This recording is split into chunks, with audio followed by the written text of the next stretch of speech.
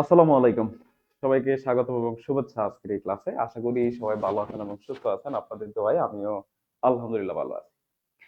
আজকে আলোচনা করতে যাচ্ছি ম্যাথমেটিক্স 1 নিয়ে এবং এক ক্লাসে আপনি কিভাবে ম্যাথমেটিক্স 1 টা পড়লে বা কোন কোন ম্যাথ সমাধান করলে আপনি পাস করতে পারবেন, ভালো রেজাল্ট করতে পারবেন। সেই সমস্ত বিষয় নিয়ে আমরা আজকের এই ক্লাসে ইনশাআল্লাহ কথা বলব।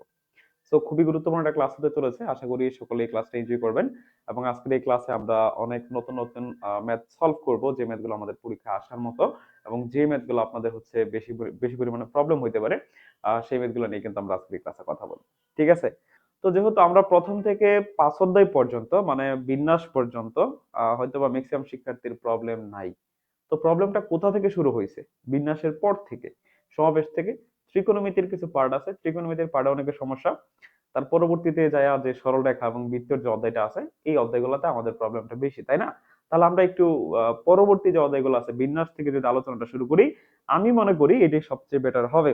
তাহলে চলেন আমরা হচ্ছে সমাবেশ থেকে আপনাদের আলোচনা শুরু করি। সমাবেশ আলোচনা করব, বিন্যাস আলোচনা করব। তারপরে হচ্ছে আপনাদের ত্রিকোণমিতির যে অধ্যায়গুলো আছে ত্রিকোণমিতি থেকে আলোচনা করব, এন্ড দেন হচ্ছে লাস্টে সরলরেখার যে অঙ্কগুলো আছে আমরা সেগুলো ইনশাআল্লাহ আলোচনা করব। ঠিক আছে? আচ্ছা, তার আগে আমি একটু দেখাইতে চাই, তাহলে প্রথম থেকে তো অঙ্ক করতে হবে, তাই না? যেমন আমাদের নির্ণায়কের কথা বলেন, ম্যাট্রিক্সের কথা বলেন, এগুলোতে তো পরীক্ষায় প্রশ্ন আসবে। আমি একটু ম্যাথগুলো দেখাই দিই, আপনারা একটু করে ফেলবেন। যে প্রথম অধ্যায় থেকে যেগুলো ম্যাথ আছে, যেমন আপনারা দেখেন নির্ণায়ক থেকে একটা জাতীয় অঙ্ক আছে। নির্ণায়ক থেকে একটা জাতীয় অঙ্ক আছে, কথা বুঝতে পারছেন? এটা হচ্ছে একটা জাতীয় ম্যাথ। এটা প্রতি বছর পরীক্ষা আসে, ম্যাথটা সবাই করে ফেলবেন। এটা আমি আশা করি সবাই পারেনও, হ্যাঁ? এটা আমি আশা করি সবাই পারেন। তো এটা আমি করাবো না, এটা জাস্ট দেখাই দিলাম, এটা করে যাবেন। এটা জাস্ট করে যাবেন, ঠিক আছে? সহজ একটা ম্যাথ, এই ম্যাথটা পরীক্ষাতে আসবেই, মানে কোনো দ্বিধা নাই। এটা প্রতিবারই আসে, এই জন্য এটাকে আমি বললাম জাতীয় একটা ম্যাথ। আশা করি আপনারা এই ম্যাথটা পারবেন। আচ্ছা, এরপরে স্যার, এই যে এই ধরনের অঙ্কগুলো কি আপনারা পারেন? ম্যাট্রিক্সের র্যাঙ্ক বের করা, এটা আপনাদের কিন্তু সংক্ষিপ্তের জন্য। এই যে এখানে যে দুইটা কোশ্চেন দেখাইলাম, এই দুইটা কোশ্চেন সংক্ষিপ্তের জন্য। আপনারা সবাই একটু বলেন তো, ম্যাট্রিক্সের র্যাঙ্ক অথবা মাত্রা এটা কি আপনারা বের করতে পারেন? প্রথমত ম্যাট্রিক্সের র্যাঙ্কের একটা ডেফিনেশন আপনাদেরকে দিতে চাই। ম্যাট্রিক্সের র্যাঙ্কটা হচ্ছে কি, প্রথমত তাকে র্যাঙ্কের ডেফিনেশনটা জানতে হবে। তাহলে কোন একটা ম্যাট্রিক্সের র্যাঙ্কটা হচ্ছে এমন একটা ভ্যালু বা ওই ম্যাট্রিক্সের আপনি ক্রম বলতে পারেন, যার ডিটারমিনেন্ট বা নির্ণায়কের মানটা শূন্য না। ঠিক আছে? তাহলে যে ম্যাট্রিক্সের নির্ণায়কের মান শূন্য নয়, নির্ণায়কের মানটা কি স্যার শূন্য না, ওই ম্যাট্রিক্সের যে ক্রমটা আছে সেই ক্রমটাকে ওই ম্যাট্রিক্সের র্যাঙ্ক বা মাত্রা বলা হয়। কথা কি বুঝাইতে পারছি? যেমন আপনি যদি এখানে এই সরি, এখানে একটু ভুল করা হয়েছে, হ্যাঁ? এটা কিন্তু ম্যাট্রিক্সের চিহ্ন হবে, হ্যাঁ? এটা কিন্তু নির্ণায়কের চিহ্ন দেওয়া হয়েছে। এটা একটু কারেকশন করে নেন, এটা কিন্তু হবে ম্যাট্রিক্সের চিহ্ন হবে। তাহলে আমি এখানে যে কথাটা বললাম, আপনি যদি এই ম্যাট্রিক্সটা একটু খেয়াল করে দেখেন, এই ম্যাট্রিক্সের মধ্যে কি কি আছে? 1 2 3, 1 2 5, হচ্ছে 2 4 8। ঠিক আছে? এই যে দেখেন, আমাদের এই যে ম্যাট্রিক্স, এই ম্যাট্রিক্সের যদি ক্রমের কথা বলি আমি, যেটার ক্রমগত, তাহলে আমরা দেখতে পাচ্ছি এটা হচ্ছে একটা বর্গাকার ম্যাট্রিক্স, যে ম্যাট্রিক্সের তিনটা সারি আছে, তিনটা কলাম আছে। তার মানে এটা ক্রমটা যদি আমরা 3 ধরি, এটা ক্রমটা কত? 3, তাই না? এটা ক্রম কত? 3। তাহলে আমি কি বললাম স্যার, একটু বলেন। যে ম্যাট্রিক্সের যে ম্যাট্রিক্সের নির্ণায়কের মান শূন্য নয়, শূন্য নয়, তার যে ক্রমটা আছে সেটাকে তার র্যাঙ্ক বলা হয়। তাহলে আপনি যখনই কোন একটা ম্যাট্রিক্সের র্যাঙ্ক বের করতে যাবেন, আপনার প্রথম কাজ হচ্ছে ওই ম্যাট্রিক্সের নির্ণায়ক ভ্যালুটা আপনাকে বের করতে হবে। ওই ম্যাট্রিক্সের নির্ণায়ক ভ্যালুটা, তার ডিটারমিনেন্টটা কত, নির্ণায়ক ভ্যালুটা বের করবেন। নির্ণায়ক ভ্যালুটা বের করে দেখবেন শূন্য কিনা। যদি শূন্য হয়ে যায় তাহলে আলাদা আলাদা, আর যদি শূন্য না হয় তাহলে তার যে ক্রমটা আছে সেটি তার র্যাঙ্ক হয়ে যাবে। ঠিক আছে? তাহলে আমি যে কথাটা বললাম, যে কোনো ম্যাট্রিক্সের আমি যখন কি বের করতে যাব, র্যাঙ্ক বের করতে যাব, আমাকে প্রথমত ওই ম্যাট্রিক্সের ডিটারমিনেন্ট করে দিতে হবে। তাহলে আমরা প্রথমত এই ম্যাট্রিক্সটার একটু ডিটারমিনেন্ট করে ফেলি। কি করে ফেলি? ডিটারমিনেন্ট করে ফেলি, নির্ণায়ক করে ফেলি। তাহলে আমরা নির্ণায়কের মতো একটু সাজাই লিখি, এখানে নির্ণায়কের চিহ্ন দিতে হবে, হ্যাঁ? এখানে আমরা কার চিহ্ন দেবো স্যার? নির্ণায়কের চিহ্নটা দিব। বুঝতে পারছি? এই যে স্যার আমরা নির্ণায়কের চিহ্ন দিলাম। এখন খেয়াল করেন, আমরা এই যে যে 2 নম্বর কলামটা আছে, এখান থেকে 2 কমন নিতে পারি। কত কমন নিতে পারি স্যার? 2 কমন নিতে পারি। তাহলে 1 1 2, এখান থেকে 2 যদি কমন নেন তাহলে এখানে দেখবেন 1 থাকবে, এখানে 1 থাকবে, আর 4 কে 2 দ্বারা ভাগ করলে 2 হবে। 3 5 8। আপনারা সবাই জানেন যে কোনো একটা নির্ণায়কের ক্ষেত্রে তার যদি দুইটা কলাম এখানে দেখেন, এই যে একটা কলাম, এই যে একটা কলাম হুবহু সেম একই হয়ে গেছে। কোন একটা নির্ণায়কের দুইটা দুইটা কলাম অথবা দুইটা সারি যখন একই হয়ে যায়, তখন তার মানটা কিন্তু শূন্য। তখন তার মানটা কত? শূন্য। তাহলে আপনি এটার মানটা কত বলে দিতে পারেন? যেটার মান হচ্ছে জিরো। তাহলে 2 × 0 দ্যাট মিনস হচ্ছে জিরো। তাহলে দেখেন, এই যে এইখানে যে ম্যাট্রিক্সটা দেওয়া আছে, এই ম্যাট্রিক্সের ডিটারমিন্যান্ট ভ্যালুটা শূন্য হয়ে গেছে। তাহলে আমি কি বলছিলাম, র্যাঙ্ক বের করার ক্ষেত্রে আমরা প্রথমত তার ডিটারমিনেন্টটা বের করব, বের করে দেখবো জিরো কিনা। যদি জিরো হয়ে যায়, তাহলে যে তার ক্রমটা আছে এটা তার র্যাঙ্ক হবে না। সেই ক্ষেত্রে এই যে ম্যাট্রিক্সটা আছে এটাকে ভেঙে আমাদের আরো ছোট ছোট ম্যাট্রিক্সে, ঠিক আছে, কনভার্ট করতে হবে, তারপরে দেখতে হবে সেগুলো জিরো হয় কিনা। ওকে, তাহলে এখন আমরা কি করব, এই যে যে আমাদের ম্যাট্রিক্সটা আছে, এই ম্যাট্রিক্সটাকে আমরা ক্ষুদ্র ক্ষুদ্র ভাবে আরো লিখতে পারি। ঠিক আছে, বা এখান থেকে আপনারা ক্ষুদ্র ক্ষুদ্র ভাবে বের করে দেখতে পারেন। তাহলে এটার মান যেহেতু তৃতীয় ক্রমের একটা নির্ণায়কের মান যদি জিরো হয়ে যায়, তাহলে এটার ক্রমটা র্যাঙ্ক হবে না। কোন একটা ম্যাট্রিক্সের ক্রমকে আপনি র্যাঙ্ক বলতে পারেন কখন বলতে পারেন? যখন তার মানটা শূন্য না। আপনি ভালো করে বুঝেন, আগে ভালো করে বুঝেন। কোন একটা ম্যাট্রিক্সের যে ক্রম আছে, এই ক্রমটাকে আপনি র্যাঙ্ক বলতে পারেন কখন বলতে পারেন? যখন তার মান শূন্য না। ঠিক আছে, কিন্তু যখন কোন একটা ম্যাট্রিক্সের মানটা জিরো হয়ে যাবে, তার ডিটারমিনেন্ট ভ্যালুটা জিরো হয়ে যাবে, তখন কিন্তু আপনি তার ক্রমটাকেই র্যাঙ্ক বলতে পারবেন না। কথা বুঝতে পারছি? জিরো যদি না হয় তাহলে তার ক্রমটা র্যাঙ্ক হবে। তাহলে আমরা যেহেতু তৃতীয় ক্রমের ক্ষেত্রে দেখেছি যে তার মানটা শূন্য হয়ে গেছে, এখন আমরা দ্বিতীয় ক্রমের ক্ষেত্রে চিন্তা করব। তাহলে দেখেন তো, আমরা এটাকে আরো এই তৃতীয় ক্রমের এই যে নির্ণায়কটা আছে এটাকে ভেঙে আমরা দ্বিতীয় ক্রমের অনেকগুলো নির্ণায়ক লিখতে পারি বা ম্যাট্রিক্স লিখতে পারি, তাই না? তাহলে এখানে আমরা লিখতে পারি, যেমন এই চারটা উপাদানকে নিয়ে আমরা একটা নির্ণায়ক সাজায় লিখতে পারি। তাহলে দেখেন, ওয়ান ওয়ান সরি 1 2 1 2, এই যে একটা লিখলাম। তারপরে দেখেন আবার এই চারটা উপাদানকে নিয়ে আমরা লিখতে পারি, আরেকটা নির্ণায়ক লিখতে পারি 2 2 3 5। এইভাবে আপনি লিখতে পারেন, এখান থেকে আরো চারটা নির্ণায়ক লেখা যাবে। হ্যাঁ, 1 2 4 2 4, ঠিক আছে। আবার এখানে লিখতে পারেন 2 5 4 8। এই যে দেখেন, আমরা এই যে আমাদের একটা তৃতীয় ক্রমের যে নির্ণায়ক ছিল বা যেটা আমাদের নির্ণায়কটা ছিল, সেটাকে ভেঙে ভেঙে আমরা কিন্তু অনেকগুলো দ্বিতীয় ক্রমের নির্ণায়ক লিখে ফেলছি, তাই না? লেখা যায়, কিন্তু ভেঙে ছোট করে লিখতে পারেন আপনি, কোনো সমস্যা নাই। এখন আপনি এই যে এটাকে ভেঙে এরকম যে চারটা নির্ণায়ক আপনি লিখছেন, এখন এই চারটা নির্ণায়কের মান বের করে দেখবেন যে আসলে শূন্য হয় কিনা। আপনার টার্গেটই হচ্ছে যে শূন্য হয় কিনা এটা যাচাই করা। শূন্য না হলেই তার ক্রমটাকে র্যাঙ্ক লিখে দিবেন। সো এখানে এইগুলো তো একদম সোজা, জাস্ট এই যে গুণ করবেন এই দুইটা, 2 কে 2 -2, তাহলে 2 থেকে 2 বাদ দেন, শূন্য চলে আসে। তাহলে এইটার মান আমরা শূন্য দেখতে পেলাম। যেহেতু এটা শূন্য দেখে ফেলছি, তাহলে এখন আমরা পরবর্তীটাতে যাই। তাহলে এটাতে একটু খেয়াল করি, এই যে কত হয় স্যার, 5 দুগুণে 10, 3 দুগুণে 6, তার মানে কত আসে 4। এই যে দেখেন, দ্বিতীয় ক্রমের একটা ম্যাট্রিক্স আমরা পাইছি বা নির্ণায়ক পাইছি, যার মানটা শূন্য হয় নাই। কত পাইছি? 4 পাইছি। তাহলে আর পরের দিকে আমাদের যাওয়ার প্রয়োজন নাই, এগুলো বাদ। এই যে কত পাইছি স্যার? 4 পাইছি। তাহলে কি হয়েছে? শূন্য হয়েছে না? তাহলে দ্বিতীয় ক্রমের ম্যাট্রিক্সের জন্য বা নির্ণায়কের জন্য আমরা যেহেতু তার মানটা শূন্য পাই নাই, তাই এই ম্যাট্রিক্সের র্যাঙ্কটা হবে আপনার, এই ম্যাট্রিক্সের র্যাঙ্কটা হবে 2। কথা বুঝাতে পারলাম? এই ম্যাট্রিক্সের র্যাঙ্কটা হবে 2। জাস্ট আপনি যাচাই করবেন এটার মান জিরো কিনা।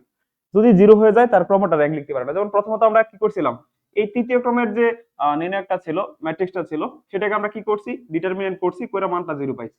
যেহেতু জিরো পেয়ে গেছি, সেই জন্য যেহেতু আমরা কি পেয়ে গেলাম স্যার, জিরো পেয়ে গেলাম, তাই এটার যে ক্রমটা ছিল সেই ক্রমটাকে আমরা কিন্তু র্যাঙ্ক বলতে পারি নাই। সেই জন্য আমরা কি করছি, এটাকে ভেঙে অনেকগুলা দ্বিতীয় ক্রমের, মানে চারটা দ্বিতীয় ক্রমের নির্ণায়ক আকারে সাজাই লিখছি। লিখছি তো নাকি? লিখার পর আমরা সেগুলাকে যাচাই করছি যে এগুলোর মান কত আসে, একটু বের করে দেখি। প্রথমটা দেখছি জিরো আসে, তারপরে দ্বিতীয়টা গেছি, এটা জিরো আসে নাই। তো যেহেতু জিরো আসে নাই, তাহলে এটার ক্রমটা কত? 2। তাহলে এই ক্রমটা এটা র্যাঙ্ক হয়ে যাবে। তাহলে এটার ক্রমটা কি হয়ে যাবে? র্যাঙ্ক হয়ে যাবে। আশা করি বিষয়টা বুঝতে পারছেন। ওকে, আমরা পরবর্তীতে যাই। আচ্ছা স্যার, এই যে এই ধরনের অঙ্ক যেগুলো আছে, এটা রচনামূলকে 100% আসবে। এখানে আমি দুইটা ম্যাথ লিখে রাখছি এই কারণেই, একটা আসবে রচনামূলকে, একটা আসবে সংক্ষিপ্ত প্রশ্নে। এটা পড়বেন সংক্ষিপ্তর জন্য, এখান থেকে একটা প্রশ্ন দিলাম। এটা হচ্ছে সংক্ষিপ্তর জন্য পড়বেন, আর এই প্রশ্নটা পড়বেন হচ্ছে রচনামূলকের জন্য। আপনারা যে টেক্সটাইলের কোশ্চেনটা দেখে থাকেন, টেক্সটাইলে কিন্তু এই ম্যাথটা আসছিল, এই যে নিচে যেটা আছে দেখেন, P plus x square plus P x plus Q সমান যদি 0 হয়, এই সমীকরণের একটা মূল, এই মূল মানে কি বলেন তো? মূল মানে গাছের শিকড়, তাই না? এর একটা মূল অপরটির বর্গের সমান, হ্যাঁ, এর একটা মূল অপরটার কি স্যার বর্গের সমান হলে দেখাও যে P cube minus Q into 3p minus 1 plus Q square is equal to 0। খুবই সহজ একটা ম্যাথ। এখানে যে কথা বলছে যে সমীকরণের একটা মূল অপরটার হচ্ছে বর্গের সমান, একটা মূল অপরটার কি স্যার বর্গের সমান। দেখেন এখানে কি বলছে, x square plus P x plus Q. এখন খেয়াল করে দেখেন, এই যে যে আমাদের একটা ইকুয়েশন দেওয়া আছে বা একটা দ্বিঘাত সমীকরণ দেওয়া আছে, এই দ্বিঘাত সমীকরণটা কি বলছে স্যার, যে একটা মূল অপরটার বর্গের সমান। দেখেন আপনি কোন একটা সমীকরণ যখন সমাধান করেন, সমাধান করে চলকের যে মানটা আপনি পান, সেই মানটাকে আমরা কি বলি, রুট বলি বা মূল বলি, তাই না? মানে আপনি এই সমীকরণটা সমাধান করার পর এখানে এক্স এর যে ভ্যালুটা পাবেন, সেই ভ্যালুটাকে মূলত আপনি এটার মূল বলতেছেন, তাই না? এখন এটা যেহেতু দ্বিঘাত সমীকরণ, তার মানে এক্স এর ভ্যালু আপনি দুইটা পাবেন। কয়টা পাবেন? দুইটা। এখন আমি এই দুইটা ভ্যালুকে, একটাকে আলফা ধরলাম আর একটাকে কি ধরলাম স্যার, যেহেতু বলছে যে একটা আরেকটার বর্গের সমানুপাতিক, তার মানে একটা যদি আলফা হয় মানে এক্স এর মানে একটাকে আমি আলফা ধরলাম আর একটাকে কি ধরলাম, আলফা স্কয়ার ধরলাম। তাহলে এই যে আমরা একটা কি ধরলাম, আলফা ধরলাম, আর একটা কি ধরলাম, আলফা স্কয়ার, যেহেতু বলেই দিছে যে একটা অপরটার বর্গের সমান, একটা আলফা ওটা কি আলফা স্কয়ার। এখন আপনি এখানে কি করতে পারেন, আমরা মূলদ্বয়ের যোগফল বের করতে পারি।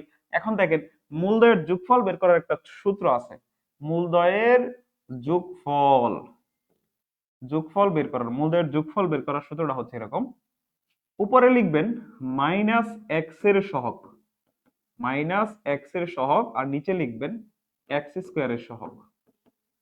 এটার অনেক ব্যাখ্যা আছে, অত ব্যাখ্যায় গেলাম না। আর গুণফল বের করার একটা সূত্র আছে, ধ্রুবক পদ, দ্বিঘাত সমীকরণের ক্ষেত্রে আপনার যে ধ্রুবক পদটা থাকবে সেটা ডিভাইডেড বাই হচ্ছে এক্স স্কয়ারের সহগ। এই যে এই দুইটা ভাবে আপনি তার যোগফল এবং গুণফল বের করতে পারেন কোন একটা সমীকরণ থেকে, দ্বিঘাত সমীকরণ থেকে আপনি এই দুইটা বিষয় বের করতে পারবেন।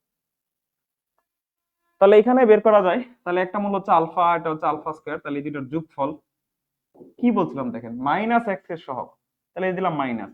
এখানে খেয়াল করেন তো এক্স এর সহগ কত আছে, পি, তাহলে এই যে লিখলাম পি। এক্স স্কয়ারের সহগ কত আছে, 1 আছে না স্যার? এখানে যদিও দেখা যায় না, বাট মনে মনে ধরতে হবে এখানে একটা 1 আমাদের আছে, তাহলে এই যে 1 লিখলাম। তাহলে কত আসে দেখেন তো sir, alpha plus alpha square সমান হচ্ছে মাইনাস পি। এটাকে খুব সুন্দর করে এক নাম্বার একটা সমীকরণ দিয়ে রাখেন, এটা হচ্ছে আমাদের এক নাম্বার একটা সমীকরণ, ঠিক আছে? তারপরে গুণফল কেমনে বের করেন, ওই যে লিখে রাখছি দেখেন, তাহলে গুণফল বের করেন। তাহলে গুণফল যদি বের করতে চাই তাহলে আলফা ইনটু আলফা স্কয়ার সমান সমান কি লিখতে হয়, উপরে লিখতে হয় ধ্রুবক পদ। তাহলে এখানে চলকবিহীন যে পদটা আছে সেটাই ধ্রুবক পদ, কত আছে, কিউ আছে। তাহলে এই যে স্যার আমাদের কিউ, এবং দেন হচ্ছে এক্স স্কয়ারের সহগ নিচে লিখতে হয়, তাহলে এক্স স্কয়ার সহগ হচ্ছে 1, এই যে 1 লিখলাম। তাহলে এই দুটো গুণ যদি করেন এখান থেকে পাবেন আলফা কিউব সমান হচ্ছে কিউ, আলফা কিউব সমান হচ্ছে কিউ। এইটুকু আমি আশা করি আপনারা সকলেই পারবেন বা বুঝছেন। এখন এটাকে কিউব করে দিলেই তারপর আলফা কিউবের মানটা বসাই দিবেন, আপনার অঙ্ক হয়ে গেছে, আর কোনো প্যারা নাই। হ্যাঁ, চলেন একটু দ্রুত করে ফেলি। তাহলে আমরা এখান থেকে এই যেটাকে কিউব করবো, যে এক নং সমীকরণকে, তাহলে আপনি এখানে এক নং সমীকরণ লিখেন। এক নং সমীকরণটা কি ছিল, alpha plus alpha square, alpha plus alpha square সমান হচ্ছে মাইনাস কিউ। আমরা এটাকে কি করলাম, উভয় পাশে গণ করে দিলাম। কি করে দিলাম স্যার, গণ। তাহলে যদি গণ করেন একটা সূত্র আছে, এ প্লাস বি হোল কিউবের একটা সূত্র কি, এ কিউব প্লাস বি কিউব, তাই না? বি কিউব কত আমাদের, এই যে আলফা স্কয়ার, এটা হচ্ছে বি, তাহলে এই যে B cube plus 3 A B into a plus B, A plus B. আর এই পাশে মাইনাস কে কিউব করলে মাইনাসই হয়, পি কে যদি কিউব করেন তাহলে এখানে হবে পি কিউব। ওকে, এরপরে স্যার আলফা কিউব, এখানে কত হয়, আলফা টু দি পাওয়ার 6, এখানে হয় 3 আলফা কিউব। আচ্ছা, মানটা পরে বসাই, কোনো সমস্যা নাই। স্যার একটি বিষয়টা খেয়াল করেন আপনি এই জায়গায়, আলফা কিউবের মান কত, আপনারা এটা সবাই জানেন, আলফা কিউবের মান কত, আলফা কিউবের মান হচ্ছে কিউ, আমি এখানে লিখে রাখছিলাম কিন্তু এই যে দেখেন আলফা কিউব সমান ছিল আমাদের কিউ, আর আলফা প্লাস আলফা স্কোয়ার সমান ছিল আমাদের মাইনাস পি। এই দুইটা মান আশা করি আপনারা সবাই জানেন, একটু আগে ওই পাশে বের করে দেখাইছে।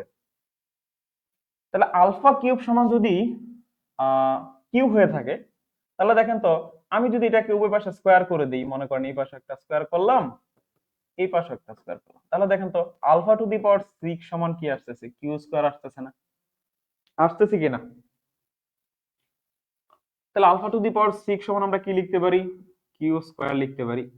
তারপরে এখানে 3 আলফা কিউব, আলফা কিউব মানে কত, আলফা কিউব মানে হচ্ছে আমাদের কিউ, আর এটা মানে কত, মাইনাস পি, ঠিক আছে, সমান হচ্ছে মাইনাস পি কিউ। এখন একটু হিসাব করেন আপনারা নিজেরাই, তাহলে এখানে যা যা থাকে, Q square minus 3 P Q, আর এটাকে এই পাশে নিয়ে আসেন, তাহলে প্লাস পি কিউব সমান হচ্ছে 0। এখন এখানে মনে করেন একটা কমন নিবেন, একটু সাজাই লিখা পরে কমন নিবেন। এখন কি বের করতে বলছে সেটা আগে দেখেন, পি কিউব মাইনাস, এই যেটা একটু সাজাই লিখতে হবে, আমরা বুঝতে পারতেছি, একটু সাজাই লিখা দিতে হবে, তাই লিখতে হবে। এটা একটু সাজাই লিখি, হ্যাঁ।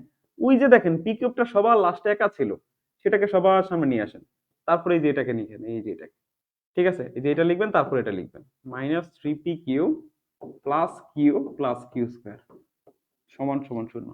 এখন জাস্ট স্যার আপনি এই জায়গা থেকে একটু কমন নিয়ে আনেন, হ্যাঁ, এই দুইটা থেকে দেখেন, এই যে না কিউ আছে, এই কিউ আছে, কমন নেন, তাহলে এখানে থাকবে 3p minus 1 plus Q square.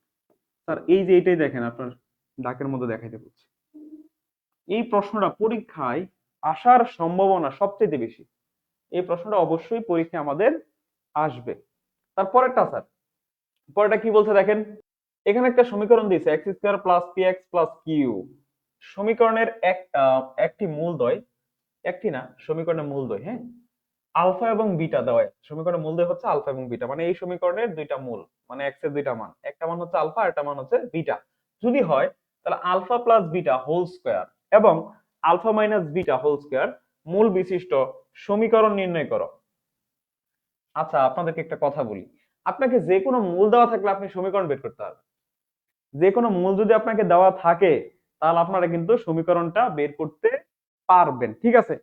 যেমন ধরেন আমি যদি সিম্পলি একটা কথা বলি, সাপোজ মনে করেন আমি বলে দিলাম যে আপনাকে এক্স এর দুইটা মান দেওয়া আছে, এক্স এর একটা মান হচ্ছে 2 আর একটা মান হচ্ছে মনে করেন 3। এক্স এর কয়টা মান দেওয়া আছে, দুইটা, একটা মান 2 আর একটা মান হচ্ছে কত, 3, অর্থাৎ এই দুইটা মান দেওয়া আছে। এখন এক্স এর এই দুইটা মানের উপর ভিত্তি করে আপনাকে একটা সমীকরণ বের করতে বলছে। যদি মূল দেওয়া থাকে সেই মূল থেকে সমীকরণ লিখার, কোন একটা সমীকরণ লিখার সূত্রটা হচ্ছে এরকম, এক্স স্কোয়ার মাইনাস, মাঝখানে লিখবেন মূলদ্বয়ের, মূলদ্বয়ের যোগফল, হ্যাঁ, মূলদ্বয়ের যোগফল। এটাও সূত্র কেমনে আসছে এটা দেখাইতে পারতাম, বাট দেখাই নাই, তার সূত্র লিখতেছে, হ্যাঁ, প্লাস গুণফল। এটা হচ্ছে জাতীয় সূত্র, হ্যাঁ, যে কোনো মূল দেওয়া থাকলে সেই মূল থেকে আপনি সমীকরণ বের করতে হবে, এটা হচ্ছে সেই সূত্র।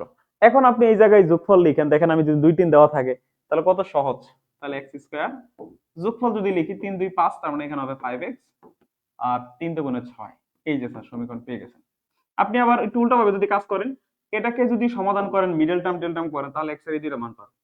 তাহলে যে কোনো মূল যদি আমাদের দেওয়া থাকে, যে কোনো মূল যদি আমাদের দেওয়া থাকে, আমরা সেখান থেকে খুব সহজেই সমীকরণ লিখতে পারি। আবার সমীকরণ অ্যানালাইসিস করলেই মূল পেয়ে যায়, তাই না? সেই হচ্ছে বিষয়টা। তাহলে আপনারা এটা একটু মাথায় রাখেন, এটা একটু মাথায় রাখবেন যে যে কোনো মূল বিশিষ্ট, যে কোনো মূল বিশিষ্ট সমীকরণ বের করার সূত্র হচ্ছে আমাদের এইটা, ওকে। এখন আপনাকে এখানে কি দেওয়া আছে একটু বলেন তো স্যার, আপনাকে এরকম দেওয়া আছে, একটা সমীকরণ দেওয়া আছে যে x square plus P x plus Q সমান সমান 0, এরকম একটা দ্বিঘাত সমীকরণ দেওয়া আছে। বলে দিছে এই দ্বিঘাত সমীকরণের দুইটা মূল, এই দ্বিঘাত সমীকরণের দুইটা মূল, একটা হচ্ছে আমাদের আলফা, আরেকটা হচ্ছে আমাদের বিটা। যদি হয়, মানে এই সমীকরণের দুইটা মূল হচ্ছে এই দুইটা, এই সমীকরণের মূল হচ্ছে আমাদের এই দুইটা, ঠিক আছে। যদি হয় তাহলে আমাকে বলছে যে alpha plus beta whole square মূল বিশিষ্ট সমীকরণ, আর হচ্ছে আলফা মাইনাস বিটা মূল বিশিষ্ট সমীকরণ তুমি বের করে দেখাও। এখন আপনার কাজটা কি বলুন তো স্যার। এখন হচ্ছে এখান থেকে প্রথমত আলফা আর বিটার রিলেশনটা বের করে। তাহলে আপনারা সকলে জানেন যে কোনো দ্বিঘাত সমীকরণ দেওয়া থাকলে সেখান থেকে মূলের যোগফল আর গুণফল বের করা যায়। এটাকে আমি দেখাইছি, যোগফল আপনি কেমনে বের করতে পারেন আর গুণফল আপনি কেমনে বের করতে পারেন। যোগফল বের করার সূত্র হচ্ছে মাইনাস এক্স এর সহগ, মাইনাস এক্স এর সহগ, ঠিক আছে, ডিভাইডেড বাই এক্স স্কয়ারের সহগ। তাহলে এখান থেকে আমরা পাইলাম কত বলেন তো স্যার? এখান থেকে আমরা পাইলাম হচ্ছে আলফা প্লাস বিটা সমান পাইলাম মাইনাসের পি। আচ্ছা, তারপরে আমরা গুণফলটা বের করতে পারি এখান থেকে। গুণফল যদি বের করি, তাহলে গুণফল যদি বের করি তাহলে গুণফল হচ্ছে কত? এক্স এর সহগ, সরি ধ্রুবক পদ ডিভাইডেড বাই এক্স স্কয়ারের সহগ। তাহলে মানে 1 থাকে নিচে, 1 লেখার দরকার নেই। তাহলে আলফা ইনটু বিটা সমান পাইলাম আমরা কত? কিউ। তাহলে এই সমীকরণ অ্যানালাইসিস করে আমরা এই দুইটা মান পাইলাম। এখন আমরা এখান থেকে যেহেতু আমরা নতুন মূল বিশিষ্ট সমীকরণ গঠন করার ক্ষেত্রে আমাদের গুণফল দরকার আর যোগফল দরকার, তাই না? গুণফল এবং যোগফল এই দুইটা দরকার। তাই আমরা কি করব স্যার? এই দুইটার যোগফল বের করব আর এই দুইটার গুণফল বের করব। কথা বুঝাতে পারলাম? মানে এই দুইটার যোগফল আর গুণফল বের করব, দ্যাটস এনাফ। তাহলে চলেন, alpha plus beta whole square plus alpha minus beta whole square সমান সমান কত আসে আমরা একটু দেখি। হ্যাঁ, এটার মান আপনি জানেন, এটার মান হচ্ছে কত? মাইনাসের পি। এটার মান কত জানেন আপনি, তাই না? এটার মান হচ্ছে মাইনাসের পি। ওকে, তাহলে এখানে লিখলেন minus p whole square plus, এটা কত স্যার? এটা কি জানেন? যদি না জেনে থাকেন, এটার মান নির্ণয় করার একটা সূত্র আছে। যেহেতু আপনি আলফা প্লাস বিটার মানটা জানেন আর এ বির মানটা আপনি জানেন, তাহলে এটারও কিন্তু একটা সূত্র অ্যাপ্লাই করা যায় এই জায়গায়। কি সূত্রটা স্যার? সূত্র হচ্ছে এরকম, A plus B whole square minus 4ab, ঠিক আছে? এটা লেখা যায় না স্যার? ওকে, এখানে থাকে কত? P square. আর এখান থেকেও দেখেন আলফা প্লাস বিটা, এটার মান হচ্ছে পি মাইনাসের পি। তাহলে এখানে লিখলেন মাইনাসের p whole square minus 4 into alpha into beta, alpha into বিটার মান হচ্ছে কিউ। তাহলে আপনি এখান থেকে কি পাচ্ছেন দেখেন তো? P square plus p square minus 4 q. That means এখান থেকে আপনার আসবে হচ্ছে 2p স্কয়ার মাইনাস 4 কিউ। ঠিক আছে, দ্যাট মিন্স আপনি কিন্তু যোগফলটা পেয়ে গেছেন, মূলদ্বয়ের যোগফল আপনি পেয়ে গেছেন। এই যেটা হচ্ছে আপনার যোগফল, এই যেটুকু কি স্যার? যোগফল। তাহলে যোগফল নিয়ে আপনার চিন্তা নাই, একটা মান পেয়ে গেছে, যোগফল পেয়ে গেছে। এখন কি দরকার? গুণফলটা দরকার। তাহলে এখন গুণফলটা আমাদের দরকার। তাহলে চলুন আমরা গুণফলটা বের করি। এখন আমরা কি বের করবো স্যার? এই দুইটার গুণফল, এই দুইটার আমরা গুণফল বের করবো। তাহলে গুণফল বের করে ফেলি, খুবই সহজ। So alpha plus beta whole square into alpha minus beta whole square, ঠিক আছে? আচ্ছা, এটার মানটা বসান।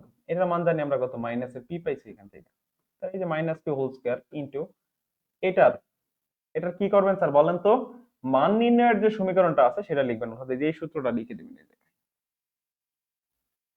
So alpha plus beta whole square minus 4 into alpha beta, এই যে মান নির্ণয়ের সূত্রটা লিখলাম, ঠিক আছে? এখান থেকে আপনি পাবেন পি স্কয়ার পাবেন ইনটু এটার মান হচ্ছে minus p square minus 4 into q, ঠিক আছে?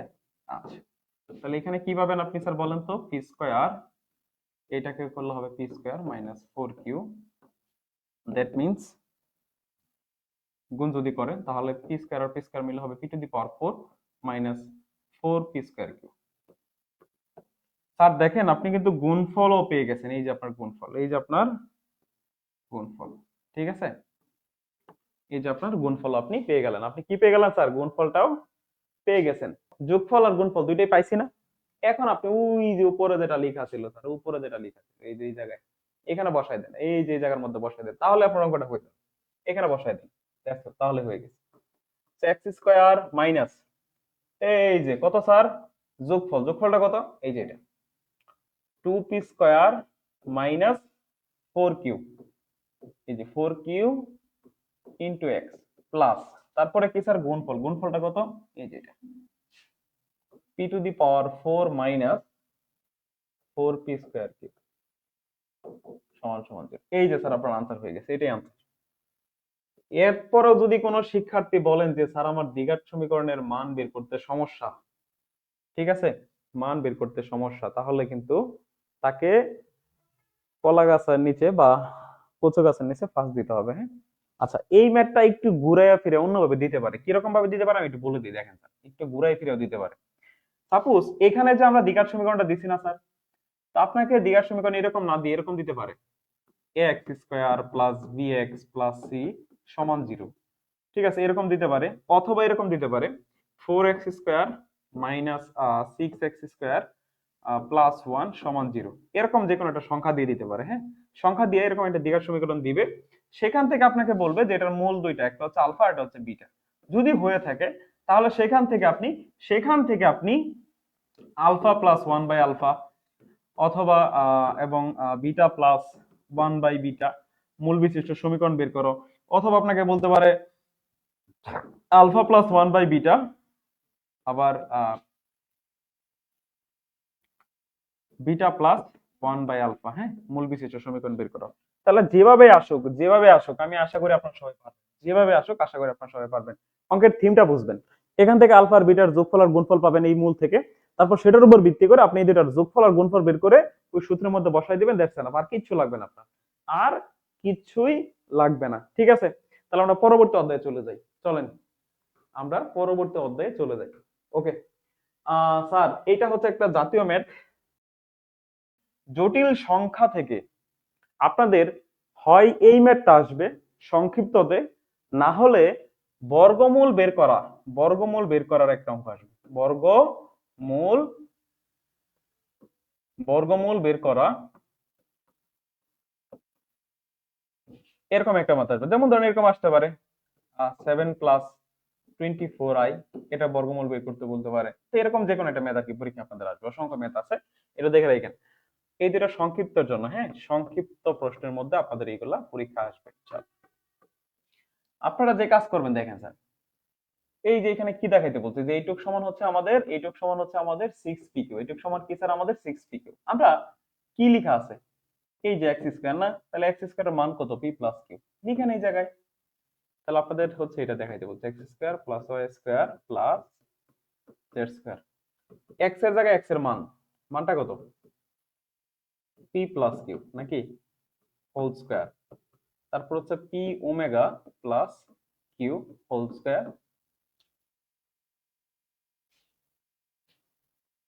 P omega plus Q omega square, আর জেড এর মানটা কত, P omega square plus Q omega.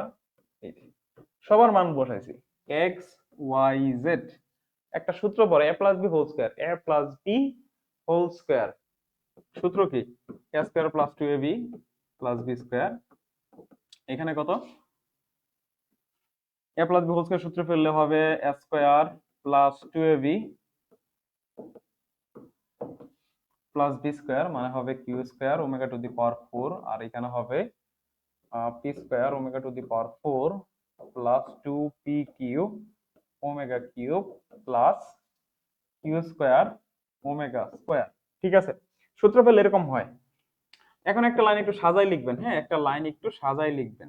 কিরকম সাজাই লিখবেন একটু দেখেন, একটু কাজ করতে হবে এই জায়গায়। ওমেগা টু দি 4 আছে না, ওমেগা টু দি পাওয়ার 4, এটাকে একটু সাজাই লিখতে হবে। যেমন ওমেগা কিউব আপনারা সবাই জানেন, এটা জানার কথা জটিল সংখ্যার ক্ষেত্রে, এককের যে ঘনমূল সেখান থেকে আপনারা জানেন যে ওমেগা কিউব এককের 3টা ঘনমূল আছে। দেখেন, একটা হচ্ছে 1, একটা হচ্ছে ওমেগা, আর একটা হচ্ছে ওমেগা স্কয়ার।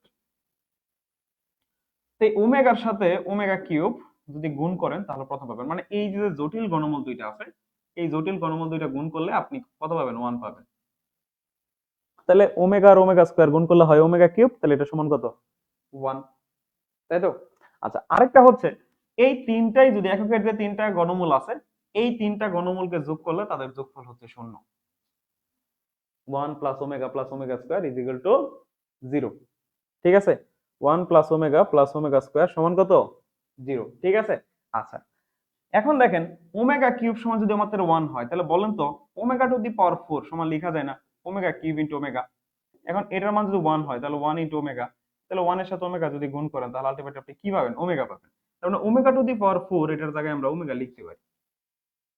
ঠিক আছে, তারপর এখানে একটু মানটা বসাই দেন, এখানে মান বসালে হবে 2p কিউ, এখানে হবে Q square into omega plus p square into omega plus 2p q হবে এই জায়গায়, আর এখানে হবে কিউ স্কয়ার ওমেগা স্কয়ার।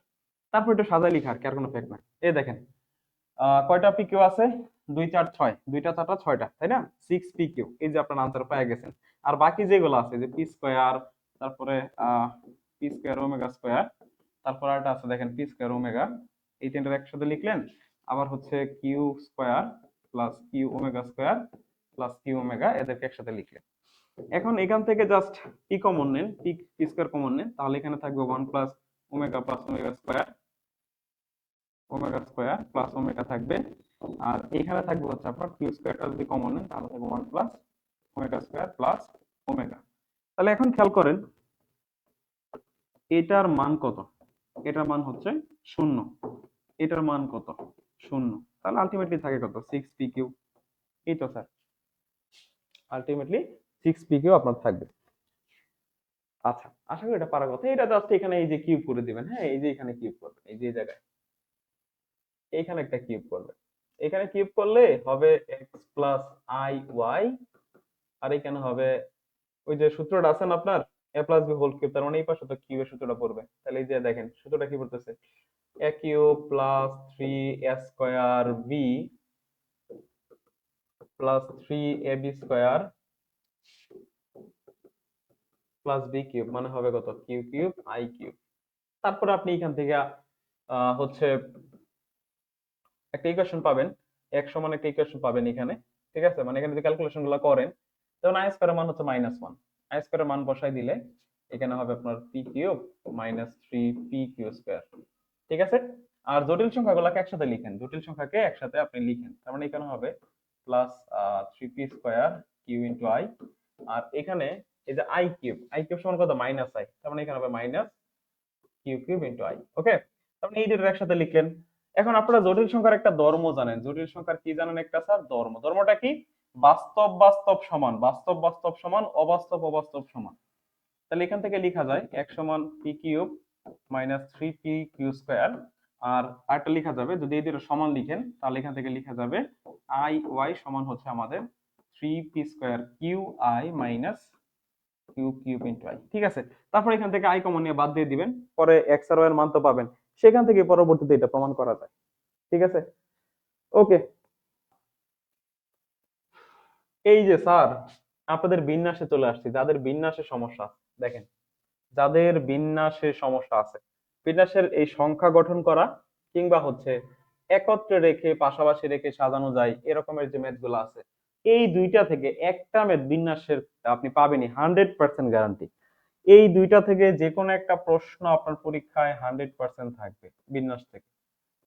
এটা দেখেন এখানে কি বলছে যে স্বরবর্ণ গুলো মানে বাওয়েল গুলো, এখানে বাওয়েল যেগুলো আছে বাওয়েল গুলোকে পাশাপাশি না রেখে, পাশাপাশি না রেখে একত্রে না রেখে, পাশাপাশি না রেখে একত্রে না রেখে এটা বিন্যাস করার পাশাপাশি, ঠিক আছে? পাশাপাশি বসবে না, পাশাপাশি না রেখে এটার যে কথার মিনিং আর একত্রে না রেখে কথার মিনিং কিন্তু সেম, ঠিক আছে? একত্রে না রেখে যদি এরকম বলে পরীক্ষা প্রশ্নে, পাশাপাশি না রেখে কিংবা একত্রে না রেখে যদি এরকম কথা বলে, হ্যাঁ পাশাপাশি না রেখে একত্রে না রেখে, এটার বিন্যাস বের করার সূত্রটা হচ্ছে আপনার, এটার বিন্যাস বের করার সূত্রটা হচ্ছে মুড বিন্যাস। মুড, এটা আমি লাস্ট ক্লাসে দেখাইছিলাম ম্যাথমেটিক্স একটা ওয়ার্ড লিখে, মুড বিন্যাস মাইনাস হচ্ছে একত্রে রেখে বিন্যাস, একত্রে রেখে বিন্যাস, এই যে জাস্ট এই সূত্রটা অ্যাপ্লাই করবেন। আপনি এখান থেকে পলিটেকনিক ওয়ার্ডটা লিখেন, পলিটেকনিক ওয়ার্ড, তাহলে পলিটেকনিক কয়টা ওয়ার্ড আছে, এক দুই তিন চার পাঁচ ছয় সাত আট নয় দশ এগারো, টোটাল 11টা ওয়ার্ড আছে। এখন দেখবেন এখানে সিমিলার কোনো ওয়ার্ড আছে কিনা, যদি সিমিলার ওয়ার্ড থাকে সেই ফ্যাক্টরিয়াল দ্বারা ভাগ দিবেন, নাহলে 11 ফ্যাক্টরিয়াল লিখে দিবেন। অর্থাৎ এটার কি করবেন, মোট বিন্যাসটা বের করবেন, মোট বিন্যাস বের করে সেখান থেকে ভাওয়েল যেগুলো আছে, ভাওয়েল কি কি আছে একটু বলেন তো? যেমন আমরা ভাওয়েল গুলা কি কি জানি না, যেমন এ ই আই ও ইউ, এই যে পাঁচটাই তো ভাওয়েল, তাই না? এই ভাওয়েল গুলো এখানে কয়টা আছে দেখেন, একটা ও আছে, এই যে ও, তারপরে কি আছে ই আছে, তারপরে কি আছে আই আছে, তিনটা ভাওয়েল আছে না এই জায়গায়? আর ভাওয়েল আছে? আর ভাওয়েল নাই, আর বাকিগুলা কি কনসোনেন্ট, তাই না? সো তাহলে আপনি এই তিনটাকে একত্রে রাখবেন, রেখে বাকি যেগুলো আছে যেমন পি আছে, তারপরে আছে আমাদের এল ওয়াই টি, তারপর হচ্ছে সি, এখানে কিন্তু সি দুইটা আছে, হ্যাঁ সেজন্য সি দ্বারা আবার ভাগ দিতে হবে, দুই টু ফ্যাক্টর দ্বারা ভাগ দিতে হবে। তারপর দেখেন কিন্তু লিখলাম এই যে সি, তারপর হচ্ছে এইচ, তারপর হচ্ছে এন, তারপর হচ্ছে সি। এখন দেখেন এইগুলাকে কি ধরলেন, একটা ধরলেন, হ্যাঁ একটা ধরে দেখেন ওয়ার্ড কয়টা হয়, বর্ণ কয়টা হয়, তাহলে 1 2 3 4 5 6 7 8 9, 9টা হয়েছে তাই না? 9 ফ্যাক্টোরিয়াল, 9 ফ্যাক্টোরিয়াল ডিভাইডেড বাই হচ্ছে কত, দুইটা যেহেতু সি আছে, দুইটা কি আছে, সি আছে, সেই জন্য আবার আমরা 2 ফ্যাক্টোরিয়াল দ্বারা ভাগ দিয়ে দিব। এটা হচ্ছে এই যে একটা ধরে বিন্যাস, তারপরে এই তিনটা আবার নিজের মধ্যে বিন্যাস করতে পারে। এই তিনটা নিজের বিন্যাস হবে কত, 3 ফ্যাক্টোরিয়াল।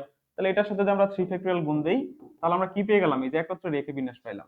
এটা কি করবো, এই যে মোট বিন্যাস যেটা পাবো আমরা, এই পলিটেকনিকের মোট বিন্যাস 11 ফ্যাক্টোরিয়াল বাই 2 ফ্যাক্টোরিয়াল, এটা থেকে মাইনাস করে দিব, তাহলে আনসারটা চলে আসবে। আচ্ছা ঠিক আছে, তাহলে আশা করি এটা ক্লিয়ার। হ্যাঁ, এখন আমরা এটা একটা দেখি যে 65320, যদি এরকম করে একটা অঙ্ক দেওয়া থাকে, এখানে দেখেন এই 5টা অঙ্ক দেওয়া আছে, কি বলছে, এই 5 অঙ্কে এই 5টা অঙ্ক দ্বারা কতগুলো 5 অঙ্কের সার্থক বিজোড় সংখ্যা গঠন করা যাবে। কি করা যাবে স্যার, সার্থক কতগুলা বিজোড় সংখ্যা গঠন করা যাবে। সার্থক বলতে কিন্তু, হ্যাঁ, 5 অঙ্ক মানে এখানে 5টা কি থাকতে হবে, অঙ্ক থাকতে হবে, 5 অঙ্কের কয়েকটা সার্থক বিজোড় সংখ্যা আপনি গঠন করতে পারবেন। 4 অঙ্ক আবার হবে না। দেখেন আমি যদি একটা সংখ্যা লিখি, এই জায়গায় আমি একটা সংখ্যা লিখলাম, কিন্তু বিজোড় সংখ্যা বলছে। দেখেন আপনারা আগে একটু বুঝেন যে বিজোড় সংখ্যা কাকে বলে। যাদের একক স্থানীয় যে গড়টা আছে, এই একক স্থানীয় গড়ে যদি কোনো একটা বিজোড় অঙ্ক থাকে, দ্যাট মিন্স ওই সংখ্যাটা হচ্ছে বিজোড়। ঠিক আছে, এখন সার্থক কেন বলতেছি, যদি আমি এরকম একটা সংখ্যা লিখি যে 0 2 6 5 3, এই যে একটা সংখ্যা লিখলাম, বলেন তো এটা কি 5 অঙ্কের সার্থক কোনো সংখ্যা? এটাকে আপনি 5 অঙ্কের বলবেন না 4 অঙ্কের সংখ্যা বলবেন? দেখেন তো, 0 2, এটা বিজোড় সংখ্যা ঠিক আছে, এই যে এক স্থানে করে 3 লিখছি, এটা বিজোড় হয়েছে, বাট এটা কয় অঙ্কের হয়েছে দেখেন তো, 4 অঙ্কের না 5 অঙ্কের? যেহেতু দেখেন সামনে শূন্য আছে, সামনের এই শূন্যের কি কোনো দাম আছে, এই শূন্যের কি কোনো দাম আছে, না স্যার। তাহলে শূন্য বাদ দেন, বাদ দিলে সংখ্যা কয়টা থাকে, 4টা থাকে। তাহলে এটা কিন্তু 5 অঙ্কের সংখ্যা হইলো না, এটা কয় অঙ্কের সংখ্যা হয়ে গেল, 4 অঙ্কের। জাস্ট এইটা বুঝেন, এইটা বুঝলে আপনি অঙ্কগুলো করতে পারবেন, তাই না? সো চলুন এখন আমরা এটা একটু করে ফেলি। 65320, 65320, হ্যাঁ, 65320, এই 5টা অঙ্ক আপনাকে দিয়েছে। এটা দ্বারা আমার সংখ্যা গঠন করতে হবে কয় অঙ্কের, 5 অঙ্কের। দেখেন আমি একটা হচ্ছে ম্যাজিক বক্স, এই যে একটা ম্যাজিক বক্স অঙ্কন করতেছি, হ্যাঁ। তো এই যে মনে করেন একটা ঘর, 5টা ঘর অঙ্কন করতেছি এখানে, 1 2 3 4 5, এই যে দেখেন 1 2 3 4 5টা ঘর অঙ্কন করতে, হ্যাঁ। আমি এখানে 5টা ঘর অঙ্কন করবো, দুইটা দুইটা ঘর অঙ্কন করবো, দুইটা বক্স অঙ্কন করলাম, দুইটা ম্যাজিক বক্স। ওকে, এই একটা, এই যে 2 3 4 5, ওকে। এখন আপনি দেখেন এইখানে বিজোড় অঙ্ক আছে মাত্র 2টা। কয়টা আছে স্যার, 2টা। বিজোড় অঙ্ক আছে কয়টা বলেন তো স্যার, অনলি 2টা। তার মানে এই সংখ্যাগুলা দ্বারা, অঙ্কগুলা দ্বারা আমি যদি বিজোড় সংখ্যা গঠন করতে চাই, তাহলে এই একক স্থানীয় গড়ে আমাদের এই বিজোড় সংখ্যাগুলোকে রাখতে হবে, বিজোড় অঙ্কগুলোকে রাখতে হবে। তাহলে আমি এই ঘরে রাখলাম একটা 5, আর এই 3টারে মনে করেন আমরা এই ঘরে রাখলাম। ঠিক আছে, দুইটা একসাথে করাচ্ছি না, আমি একটা করে দিই, একটা বুঝলে আরেকটা এমনি বুঝবেন আপনি, কোনো সমস্যা নেই। আমি আবার বলতেছি, এই 5 অঙ্কের আমি বিজোড় সংখ্যা কখন গঠন করতে পারবো, যখন আমার একক স্থানীয় অঙ্কটা বিজোড় হবে। একক স্থানীয় অঙ্কটা যদি বিজোড় না হয়, তাহলে সেটা কিন্তু কখনোই বিজোড় সংখ্যা না। ঠিক আছে, তাহলে বিজোড় সংখ্যা শর্ত কি, একক স্থানীয় গড়ে বিজোড় সংখ্যাটা রাখতে হবে। তাহলে মনে করেন আমরা এই যে 5 দ্বারা, এই যে 5টাকে কোথায় রাখলাম, এই একক স্থানীয় গড় রাখলাম। তাহলে 5 যদি একক স্থানীয় গড় থাকে, দ্যাট মিন্স এটা আলটিমেটলি একটা বিজোড় সংখ্যা হচ্ছে। ওকে, এটা পরে, এটা আপাতত না, এটা আপাতত স্কিপ করি, এটা আপনি পরে বুঝেন, এটা একসাথে বুঝে ঝামেলা হবে।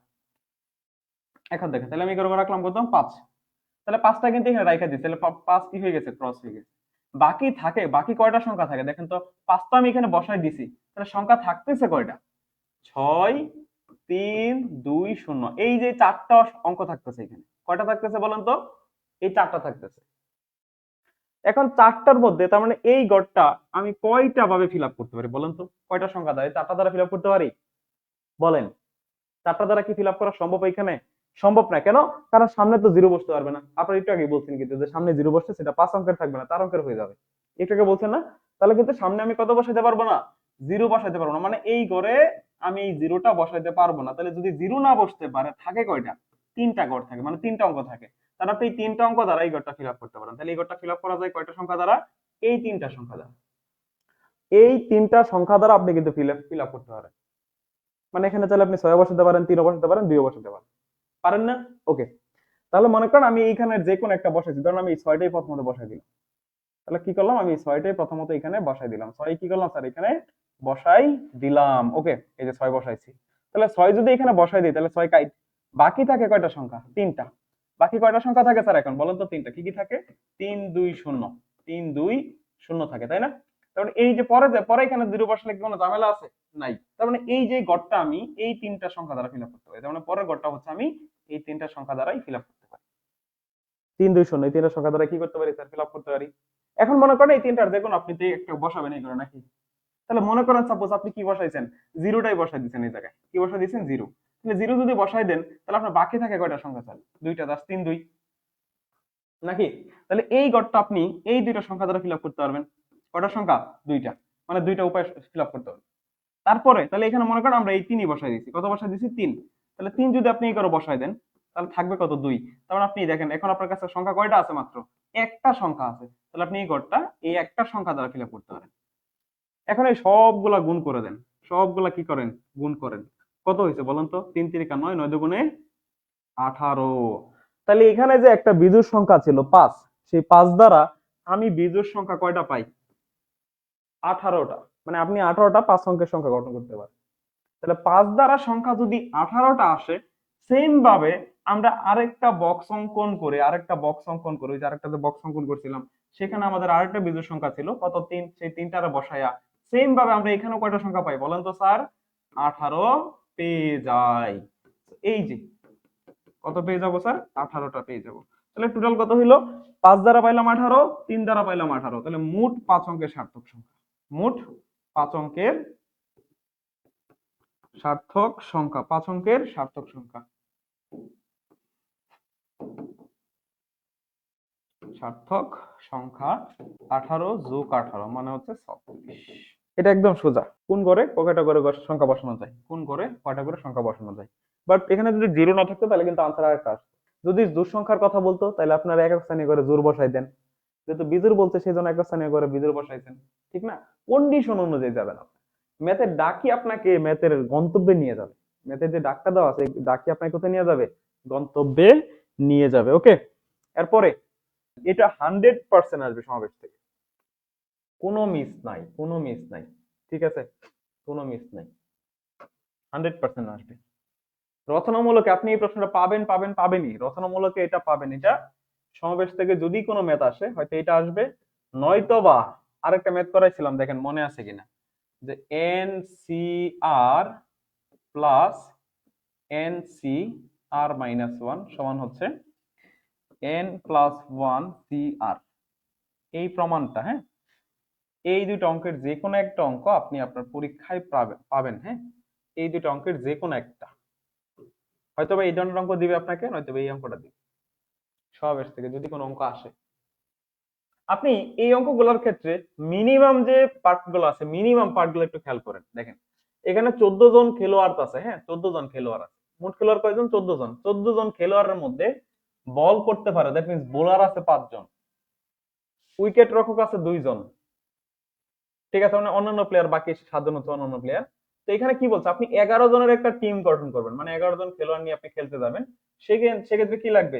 কমপক্ষে, কমপক্ষে তার মানে কি এটা বুঝেন? কমপক্ষের কথা মানে বুঝেন? কমপক্ষে একজন উইকেট রক্ষক এবং 3 জন বোলার, মানে আপনার মিনিমাম ক্রাইটেরিয়া গুলো একটু খেয়াল করবেন। তো এই অঙ্কের ক্ষেত্রে আপনাকে কি করতে হবে স্যার? মিনিমাম ক্রাইটেরিয়া গুলা কি কি, কমপক্ষে কত থাকতে হবে, এই ক্রাইটেরিয়া গুলা খুঁজে খুঁজে বের করবেন। চোখের মধ্যে গ্লাস লাগাবেন, গ্লাস লেগে দেখবেন যে কোথায় কমপক্ষে কথা লেখা আছে। কমপক্ষে মানে বুঝেন? কমপক্ষে মানে বুঝেন কিনা?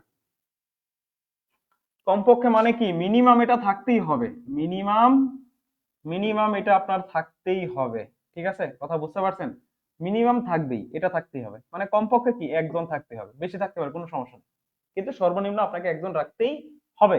আচ্ছা, তাহলে এইভাবে কমপক্ষে যেটা আছে সেটার উপর ভিত্তি করে আপনি সাজাবেন। ঠিক আছে? তাহলে এখানে আমরা লিখলাম বোলার। কি লিখলাম স্যার? বোলার। তারপর এখানে লিখলাম উইকেট রক্ষক। উইকেট রক্ষক। তাহলে আপনাকে ও একসাথে লিখি, এত দূরে কেন? উইকেট রক্ষক, উইকেট কিপার। আর এখানে লিখলাম অন্যান্য প্লেয়ার। এই মিলে হচ্ছে আমাদের একটা টিম বা দল। ঠিক আছে? তো আমার এখানে বোলার ছিল কয়জন? 5 জন বোলার ছিল, উইকেট রক্ষক ছিল 2 জন এবং অন্যান্য প্লেয়ার ছিল কয়জন স্যার? 7 জন, তাই না? ওকে। এক নাম্বার দেখেন, আমাকে কমপক্ষে কয়জন বোলার নিতে বলছে? 3 জন। আমি বোলার কয়জন নিলাম? 5 জন থেকে 3 জন নিচ্ছি, ঠিক আছে। এবং কমপক্ষে কয়জন উইকেট কিপারের কথা বলছে? একজন উইকেট কিপারের কথা বলছে। ওকে, আমরা একজন উইকেট কিপার নিলাম। তাহলে দেখেন, আমার 11 জনের প্লেয়ার গঠন করতে হবে। 11 জনের একটা প্লেয়ার আমাকে গঠন করতে হবে। 3 আর 4 মিলে কত হইলো? 7। 7 আর আমরা নিলাম কয়জন? 7 জন। তাহলে টোটাল আমার কয়জন হলো? 11 জন হয়েছে। তাহলে আমি এইভাবে একটা টিম গঠন করতে পারি। ওকে, এরপর আবার দেখেন, এখন আমি বোলার নিলাম 4 জন, উইকেট রক্ষক নিলাম একজনই। তাহলে দেখেন কত হইলো? 4 5, তার মানে এখানে লাগে 6 জন। এই একটা টিম হইলো আমাদের, এই হইলো আমাদের একটা টিম, 11 জনের একটা টিম হইলো আমাদের। তারপর আমি কি করলাম স্যার? 5 জনের একটা, 5 জন থেকে 5 জন বোলার নিলাম, উইকেট রক্ষক নিলাম একজন, এবং অন্যান্য প্লেয়ার নিলাম কয়জন? 5 6 জন না? তাহলে 5 জন নিলেই হয়ে যায় আমাদের। এই যে আমাদের 11 জনের প্লেয়ার টিম হয়ে গেল। এখন আমরা উইকেট রক্ষক কয়জন আছে? সর্বনিম্ন আমার একজনের কথা বলছি, এর তো বেশি তো আমি নিতে পারি, যেহেতু উইকেট রক্ষক আমাদের 2 জন আছে। তাহলে এখন আমি 2 জন করে উইকেট রক্ষক নেই, আর বোলারের নাম্বারটা একটু চেঞ্জ করে দেখি। তো এখন মনে করেন আমি উইকেট রক্ষক নিলাম 2 জন, ঠিক আছে। বোলার নিলাম 3 জন, ঠিক আছে। কয়জন হয়েছে? 3 2 5। তাহলে কয়জন হলো? 5 জন। তাহলে আমাদের আর লাগে কয়জন? 6 জন। তারপর আমি উইকেট রক্ষক নিলাম মনে করেন 2 জন, এক্ষেত্রে নিলাম 4 জন, 4 দিয়ে কত? 6। তাহলে লাগে আর কত? 5 জন। এরপর মনে করেন আমরা উইকেট রক্ষক এই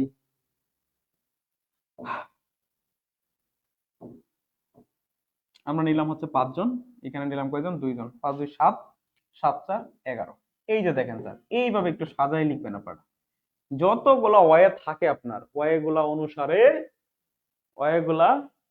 অনুসারে লিখা যায়, যতগুলা ওয়ে অনুসারে লিখা যায়, ঠিক আছে। যতগুলো ওয়ে থাকে আপনার, সকল ওয়ে থেকে আপনি একটু লিখবেন যতগুলো ওয়ে আপনার আছে। এই যে আমি এতগুলো ওয়ে বের করতে পারি, হ্যাঁ। এখন পরবর্তী কাজটা কি? এখন পরবর্তী কাজ হচ্ছে স্যার আমাদের, এখন আমাদের পরবর্তী কাজটা হচ্ছে স্যার এইগুলার সমাবেশ বের করা, এগুলার সমাবেশ বের করা। যেমন আপনি 5 জন থেকে 3 জন নিছেন, এটাকে লিখবেন কিভাবে? 5C3। 2 জন থেকে একজন নিছেন, 2C1। 7 জন থেকে 7 জন নিছেন, তাহলে 7C7। এইগুলা লিখে সবগুলা গুণ করবেন, এইগুলা লিখে সবগুলা কি করবেন স্যার? গুণ করবেন, ঠিক আছে। সবগুলা গুণ করবেন, তাহলে এখান থেকে আপনি একটা আনসার পাবেন। সেম ভাবে এটার ক্ষেত্রে দেখেন, 5 জন থেকে নিছেন কয়জন? 4 জন। আপনার মোট বলার ছিল কিন্তু 5 জন, তাহলে এটাকে লিখবেন 5C4, এটাকে লিখবেন 2C1, এটাকে লিখবেন 7C6। এই সবগুলা গুণ করবেন, গুণ করলে আপনি একটা ভ্যালু পাবেন, ঠিক আছে।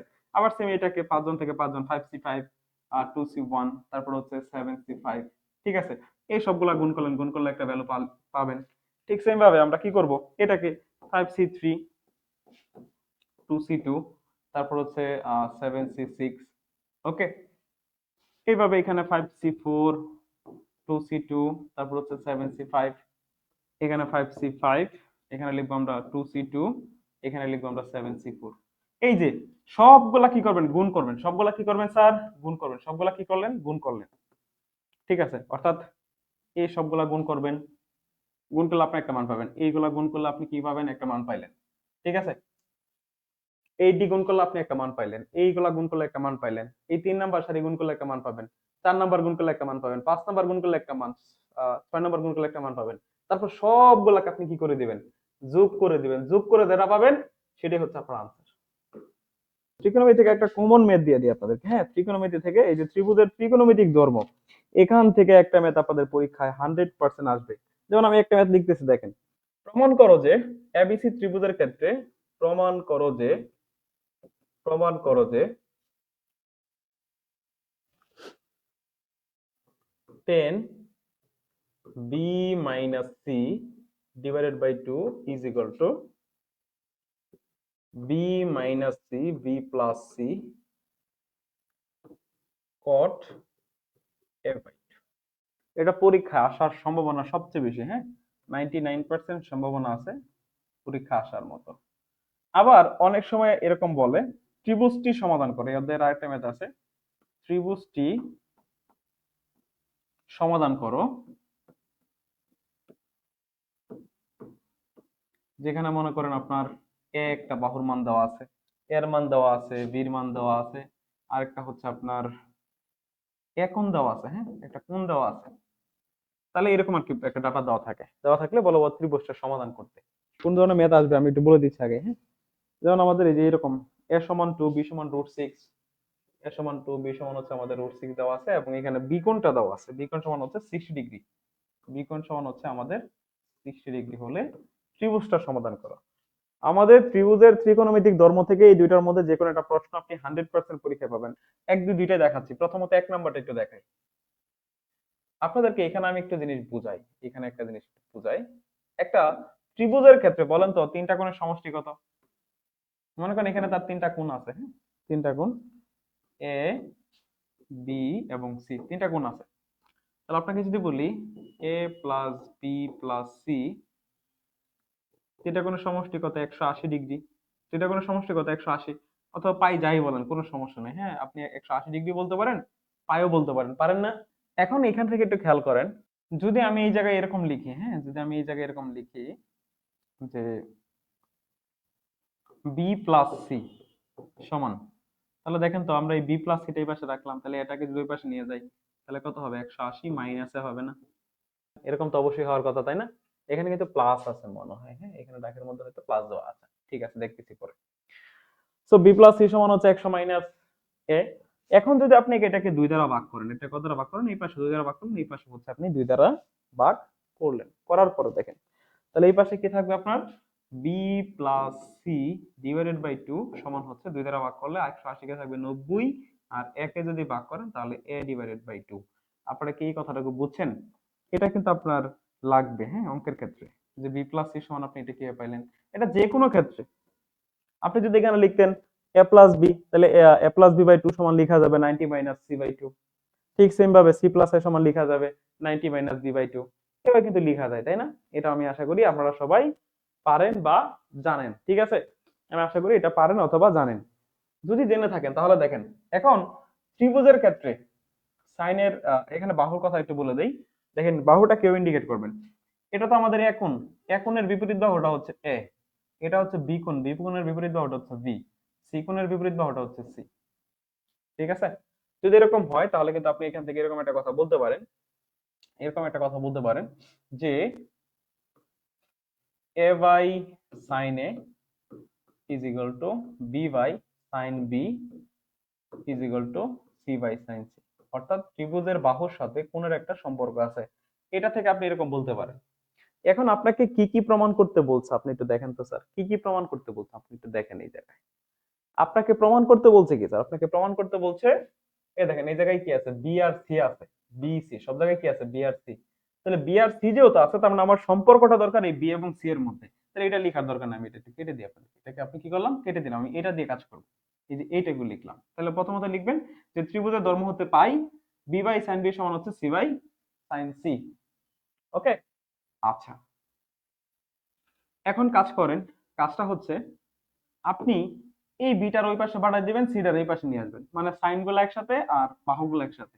তাহলে আমি সি কে যদি এই পাশে নিয়ে আসি তাহলে নিচে চলে আসবে, তাহলে এখানে হবে বি বাই সি আর হবে sine b divided by sine C.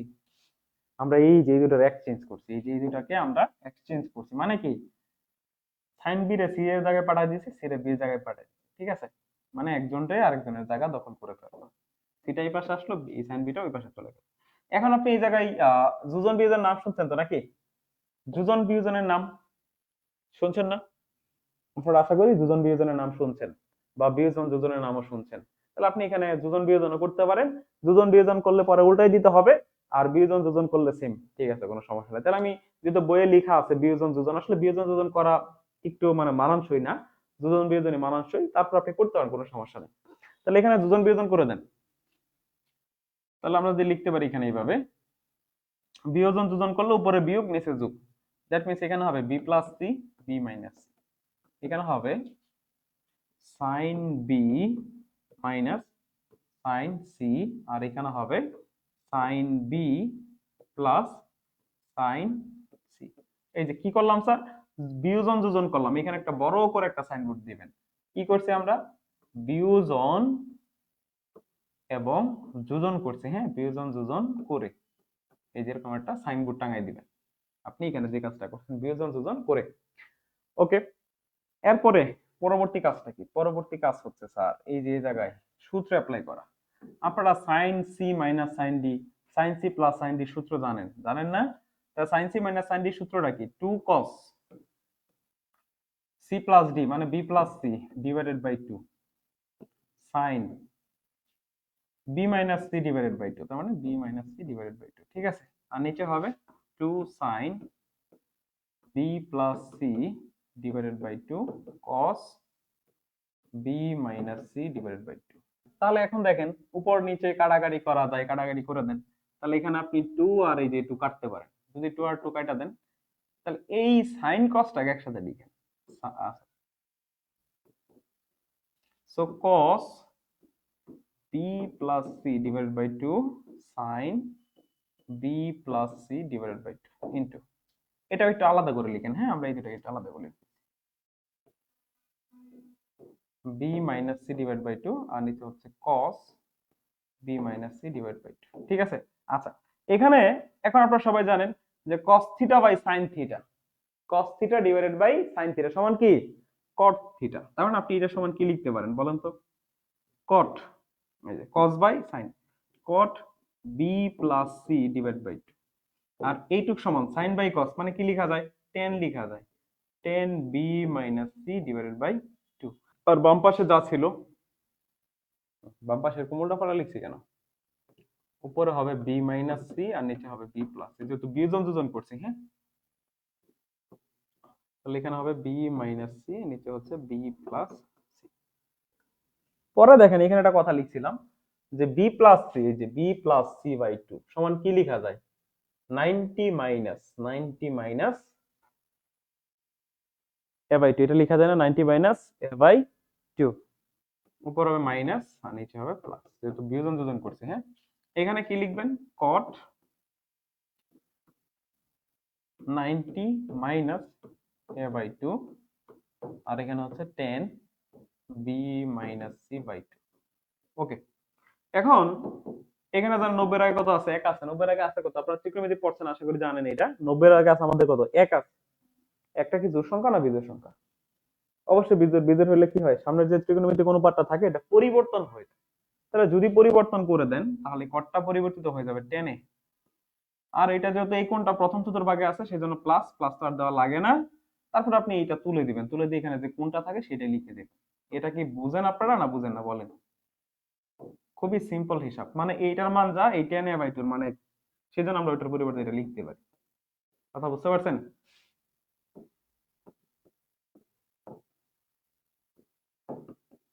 এখন আপনাকে কি দেখাইতে বলছে সেই অনুযায়ী খালি ট্রান্সফার করে দেন, যা দেখাইতে বলছে সেটা অনুযায়ী কি করে দিবেন স্যার? ট্রান্সফার করে দিবেন। এখন এই যে যে 10a/2 আছে, এই যে 10a/2 আছে, এটাকে আমরা এই পাশে লিখে দিই। হ্যাঁ, এটাকে আমরা কি করি স্যার? এই পাশে নিয়ে আসি। এখন যখন আপনি এটাকে এই পাশে নিয়ে আসবেন, দেখেন এই পাশে গুণ আছে, এই পাশে কি হয়ে যাবে? ভাগ হয়ে যাবে। তার মানে এই পাশে আসলে আমাদের কি হবে বলেন তো স্যার? আমাদের এরকম হবে 1/10a/2 আর কি আছে? b minus c divided by b plus c সমান কি আছে? 10 b minus c divided by 2। ওকে, এখন 1/10 মানেই কত? cot, তার মানে এখানে থাকে আপনার cot a/2 into b minus c divided by b plus, ঠিক আছে, সমান হচ্ছে কত? এটাকে সামনে লিখলে মনে হয় সবচেয়ে বেটার হইতো। হ্যাঁ, আচ্ছা দেখি তো আমাদের কি দেখাইতে বলছে, আগে একটু দেখি। এই তো হয়ে গেছে স্যার। তাহলে এখন জাস্ট একটু সাইড চেঞ্জ করে লিখে দেন, দ্যাটস এনাফ। এখন সাইড চেঞ্জ করে লিখে দিলেই হয়ে গেল আপনার। তাহলে এটাকে ওই পাশে লিখবেন, এটা এই পাশে লিখলেন, তাহলে তো হয়ে গেছে। তো সুতরাং পরের লাইনটা দেখেন, পরের লাইনটা কি করবেন? 10 b minus c by 2 সমান সমান, আর এটাকে একটু সামনে লিখে দেবেন, এই যে b minus c b plus c, এটাকে সামনে লিখলেন b minus c b plus c into cot a by 2, ঠিক আছে। এই তো স্যার, এই হয়ে গেছে আপনার অঙ্ক।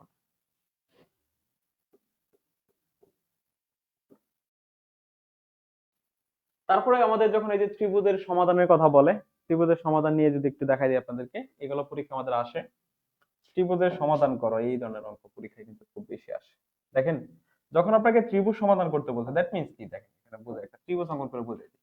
ত্রিভুজ সমাধান করা মানে ত্রিভুজের এ টু জেড আপনাকে বের করে দেখাইতে হবে, ত্রিভুজের এ টু জেড আপনাকে বের করে দেখাইতে হবে। যেমন এটা মনে করেন এ, এটা হচ্ছে আমাদের বি, এটা হচ্ছে আমাদের সি, তাই না? তো এখানে এ কোণের মান বি কোণের মান দেওয়া আছে, বি কোণের মান কত দেওয়া আছে স্যার? 60 ডিগ্রি দেওয়া আছে। আর দেখেন বাহুগুলা কেমনে লিখবেন? এ কোণের বিপরীত বাহু, দেখেন এটা হচ্ছে এক কোণ, এটার বিপরীত বাহুটা হচ্ছে এটা, মানে এটা বিসি বাহু হচ্ছে এফ, বি কোণের বিপরীত বাহু হচ্ছে এটা, এটা হচ্ছে বি, আর সি কোণ হচ্ছে এটা, এটার বিপরীত বাহুটা হচ্ছে সি। কি কি মান দেওয়া আছে এটা দেখেন তো। এ সমান 2, মানে যে এর মান দেওয়া আছে 2, আর বির মান দেওয়া আছে কত? এটার মান দেওয়া আছে √6। কি কি দেওয়া নাই? সি দেওয়া নাই, এই এ কোণ দেওয়া নাই, সি কোণ দেওয়া নাই, তাহলে আপনাকে এই তিনটা টার্ম বের করে দিতে হবে। এই যে বিষয়টা দেখেন, এখানে আপনাদের তিনটা টার্ম দেওয়া আছে, এটা কোণ দেওয়া আছে, দুইটা বাহু দেওয়া আছে। অনেক সময় দেখবেন হয়তো বা দুইটা কোণ দেওয়া থাকবে, একটা বাহু দেওয়া থাকবে। তো যেভাবে দেওয়া থাকুক আপনি বেসিকটাকে বুঝেন। ত্রিভুজ সমাধান করা মানে হচ্ছে আমাদের এখানে একটা কোণ দেওয়া আছে, দুইটা বাহু দেওয়া আছে, বাকি তিনটা টার্ম দেওয়া নাই, একটা বাহু দেওয়া নাই, দুইটা কোণ দেওয়া নাই। তো ওই দুইটা কোণ এবং ওই দুইটা বাহুর দৈর্ঘ্য আমাদেরকে বের করে দেখাইতে হবে। কেমনে বের করবেন স্যার? আপনি একটু দেখেন, সিস্টেমটা হচ্ছে এই যে এই সূত্র থেকে a by sin a is equal to b by sin b is equal to c divided by sin c। এই যে যে সূত্রটা আমাদের আছে, আপনি এই সূত্র অনুযায়ী, কোন সূত্র অনুযায়ী স্যার? এই সূত্র অনুযায়ী জাস্ট করে যাবেন। বুঝতে পারছি? যেমন ধরেন আমাদের এখানে কি কি দেওয়া আছে? বি দেওয়া আছে আর বি কোণ দেওয়া আছে, এই দুইটা টার্ম দেওয়া আছে, এও দেওয়া আছে। তাহলে এখন আমি এখান থেকে বের করতে পারি এই দুইটা সম্পর্ক থেকে, এই দুইটার মধ্যে যে সম্পর্কটা আমি লিখি, মানে এই দুইটা টার্ম থেকে, তাহলে আমরা স্যার এইটুকু বের করতে পারি। হ্যাঁ, সো এখান থেকে খেয়াল করেন,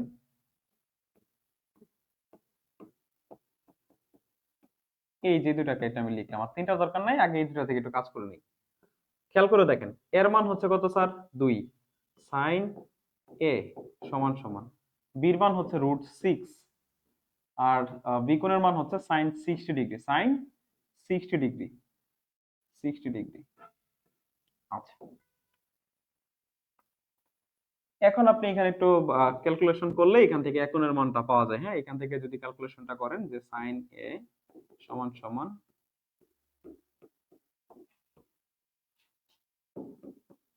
ঠিক আছে, একটু ক্যালকুলেশন করলেই আপনার পাওয়া যাবে। তো তাহলে আমরা কি লিখতে পারি? sin a কোণ সমান এরকম লিখতে পারি। এখন দেখেন স্যার, এখন দেখেন sin c কোণের মান কত? sin 60 ডিগ্রির মান কত? √3/2 ইনটু 2 ডিভাইডেড বাই হচ্ছে √6। তাহলে আপনি এই 2 আর 2 কেটে দেন, এই 2 আর এই 2 কাটা দেন, তাহলে এখানে কি থাকতেছে? sin a কোণ থাকতেছে, ঠিক না? আচ্ছা, পরে পরবর্তীতে এখানে কি থাকে আরো দেখেন, এখানে থাকতেছে আমাদের কত? কাটা দিই, তাহলে এখান থেকে আমাদের একবার রুট ওভার দিই, তাহলে √3/6, তাহলে এখানে কত থাকে? √1/2, দ্যাট মিন্স হচ্ছে 1/√2। তারপর সকলে জানেন যে 1/√2 এর মান কত? 45। তাহলে এখানে পাওয়া যায় sin a কোণ is equal two sin 45 degree. তাহলে এটা কাটা দিলেন, এখন সমান হচ্ছে আমাদের 45 ডিগ্রি। এই তো আমাদের এখন পেয়ে গেলাম নাকি? এই যে আমরা এইখান থেকে এখন যেভাবে বের করলাম, এখন আপনি ঠিক সেম ভাবে, ঠিক সেম ওয়েতে এই দুইটার মধ্যে যদি সম্পর্ক লিখে দেন, ঠিক আছে, এই দুইটার মধ্যে যদি সম্পর্ক লিখে দেন, সেই সম্পর্ক থেকে আপনি হচ্ছে পরবর্তীতে এখান থেকে ক্যালকুলেশন করে আপনি এই সি কোণও পাবেন এবং সিও কিন্তু পেয়ে যাবেন। ঠিক আছে, ক্যালকুলেশন করে আপনি কিন্তু এখান থেকে এটা পেয়ে যাবেন, তাই না? অথবা এখান থেকে তো আমাদের আর একটা সূত্র আছে, জানেন তো সেই সূত্রটা।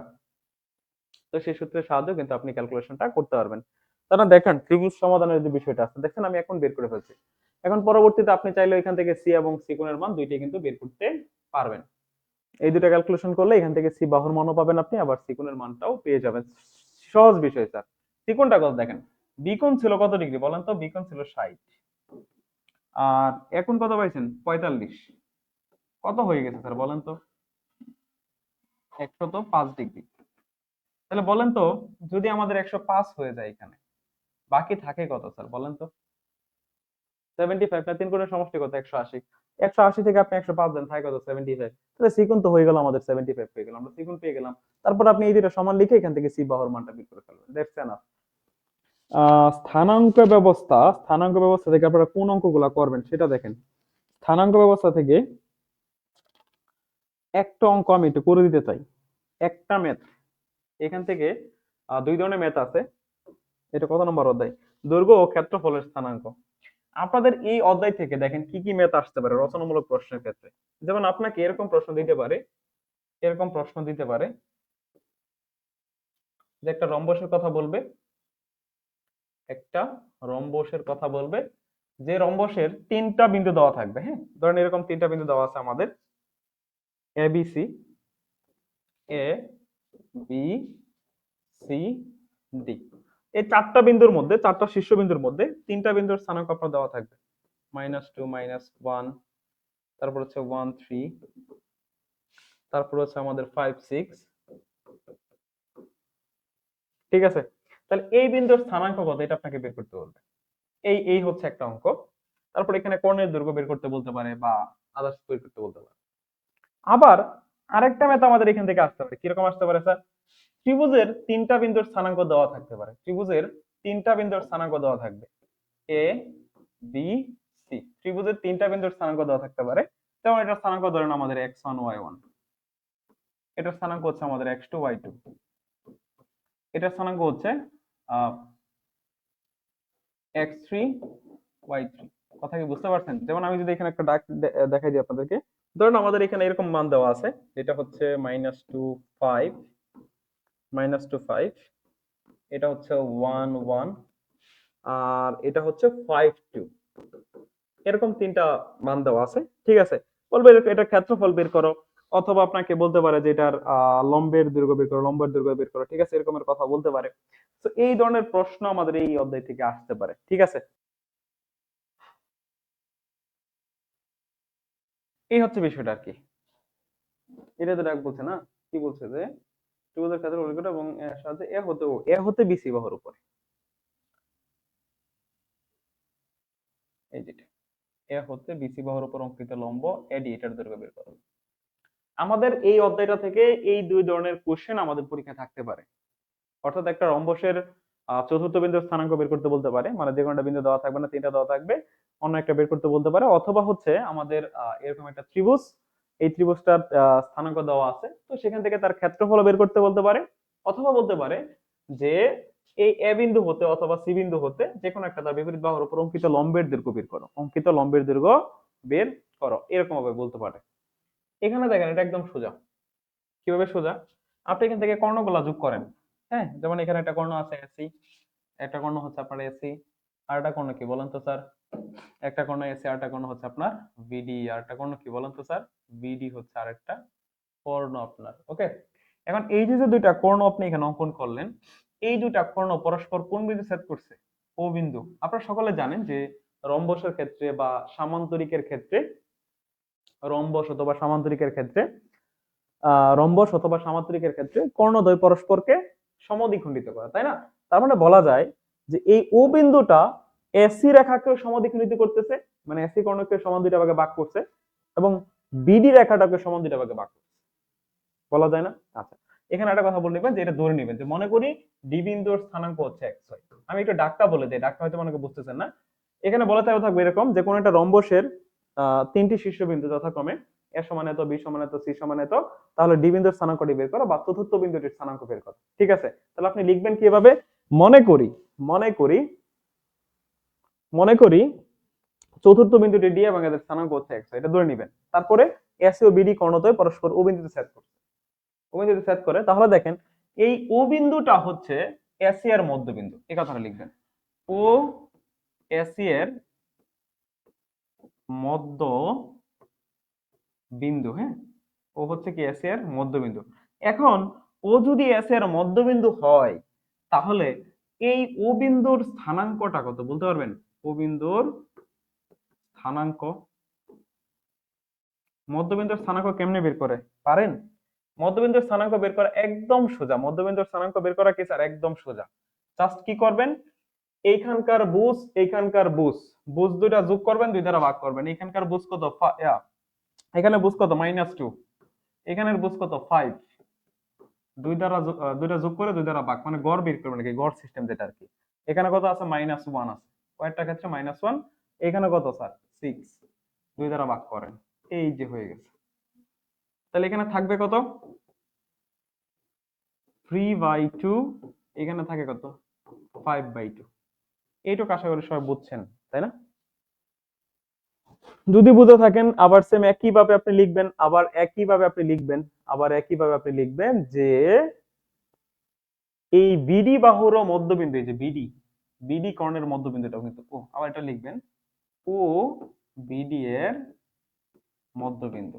তাহলে সুতরাং এই বিডি বাহুর ক্ষেত্রে ও বিন্দুর স্থানাঙ্ক একই সিস্টেম, বুঝগুলা যোগ করব, 2 দ্বারা ভাগ করব। বুঝ কত, এখানে আছে 1 আর ওইখানে আছে কত x/2, এখানে আছে কোটি কত আছে, কোটি আছে আমাদের 3 আর ওইখানে আছে y/2। এখন এই এসি রেখার যে মধ্যবিন্দুটা ও এবং বিডি রেখার মধ্যবিন্দু যে ও, দুইটা কি সেম একই বিন্দু না? ও কি একই বিন্দু? যদি একই বিন্দু হয় তাহলে তাদের স্থানাঙ্ক গুলা কি স্যার পরস্পর সমান। ঠিক আছে, তাহলে আপনি এখানে একটা কথা লিখে দিবেন,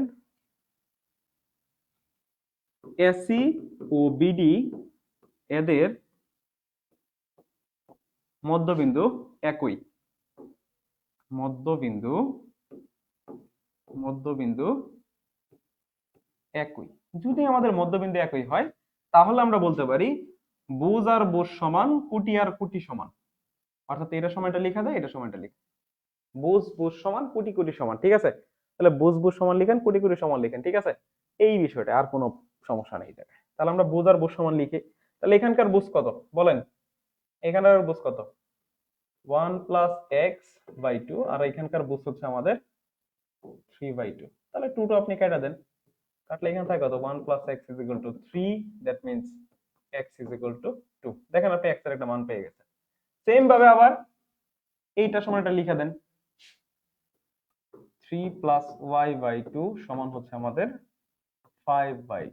কেটে দেন, তাহলে কত হবে 3 প্লাস y সমান হচ্ছে 5, বা y সমান হচ্ছে এখান থেকে আমরা 2 পেয়ে গেলাম। y সমান কত স্যার 2। দেখেন এই যে y এর একটা মান পাইছি। তাহলে এই যে আমাদের ডি বিন্দু, ডি বিন্দুর স্থানাঙ্কটা কত, ডি বিন্দুর স্থানাঙ্কটা হচ্ছে আমাদের x এর মান 2, y এর মান 2। তাহলে যদি শুধুমাত্র আমাদের ডি বিন্দুর স্থানাঙ্ক বের করতে বলে তাহলে আমরা এই পর্যন্তই করে দিব ইনশাআল্লাহ। ঠিক আছে, এই যে ডি বিন্দুর স্থানাঙ্ক বের করে ফেললাম। এখন যদি আমাদেরকে বলে যে কর্ণদ্বয়ের দৈর্ঘ্য বের করো, কর্ণদ্বয়ের দৈর্ঘ্য বের করতে পারি না এরকম কোন শিক্ষার্থী কি আমাদের আছে যে আমরা কর্ণদ্বয়ের দৈর্ঘ্য বের করতে পারি না? একই কর্ণ, কর্ণদ্বয়ের দৈর্ঘ্য কেমনে বের করবেন আপনি? বুজ থেকে বুজ মাইনাস করে স্কয়ার করবেন, কুড়ি থেকে কুড়ি মাইনাস করে স্কয়ার করে দিবেন। বুজ কত এখানে -2, কুটি কত -5, তাই না?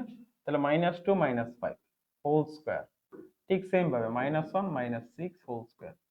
থাকে কত এখানে মাইনাসের 7 থাকে, তাহলে -7 হোল স্কয়ার প্লাস মাইনাসের কত, এখানে তো -7 হয়ে যায় না, √98। ক্যাসি কর্ণ পেয়ে গেছেন এখানে।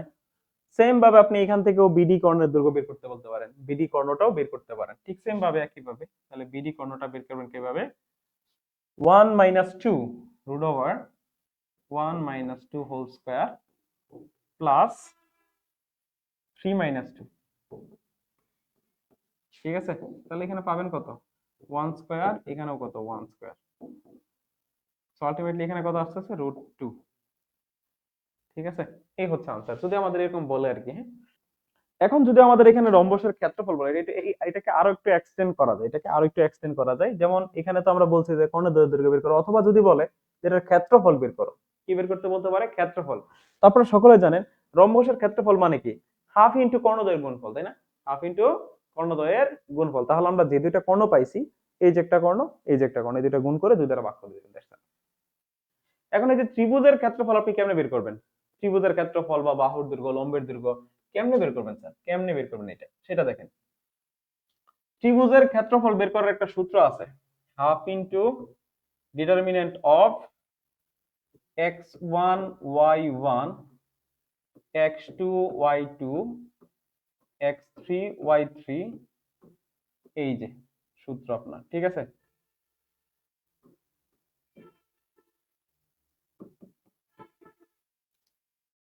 এটা হচ্ছে সূত্র, x1 y1 x2 y2 x3 y3 লিখে সূত্রটা লিখে দিবেন, দ্যাটস এনাফ। লিখে সরাসরি সূত্রটা লিখে দিবেন। ওকে, আচ্ছা, তাহলে এখন আমরা কি করব স্যার?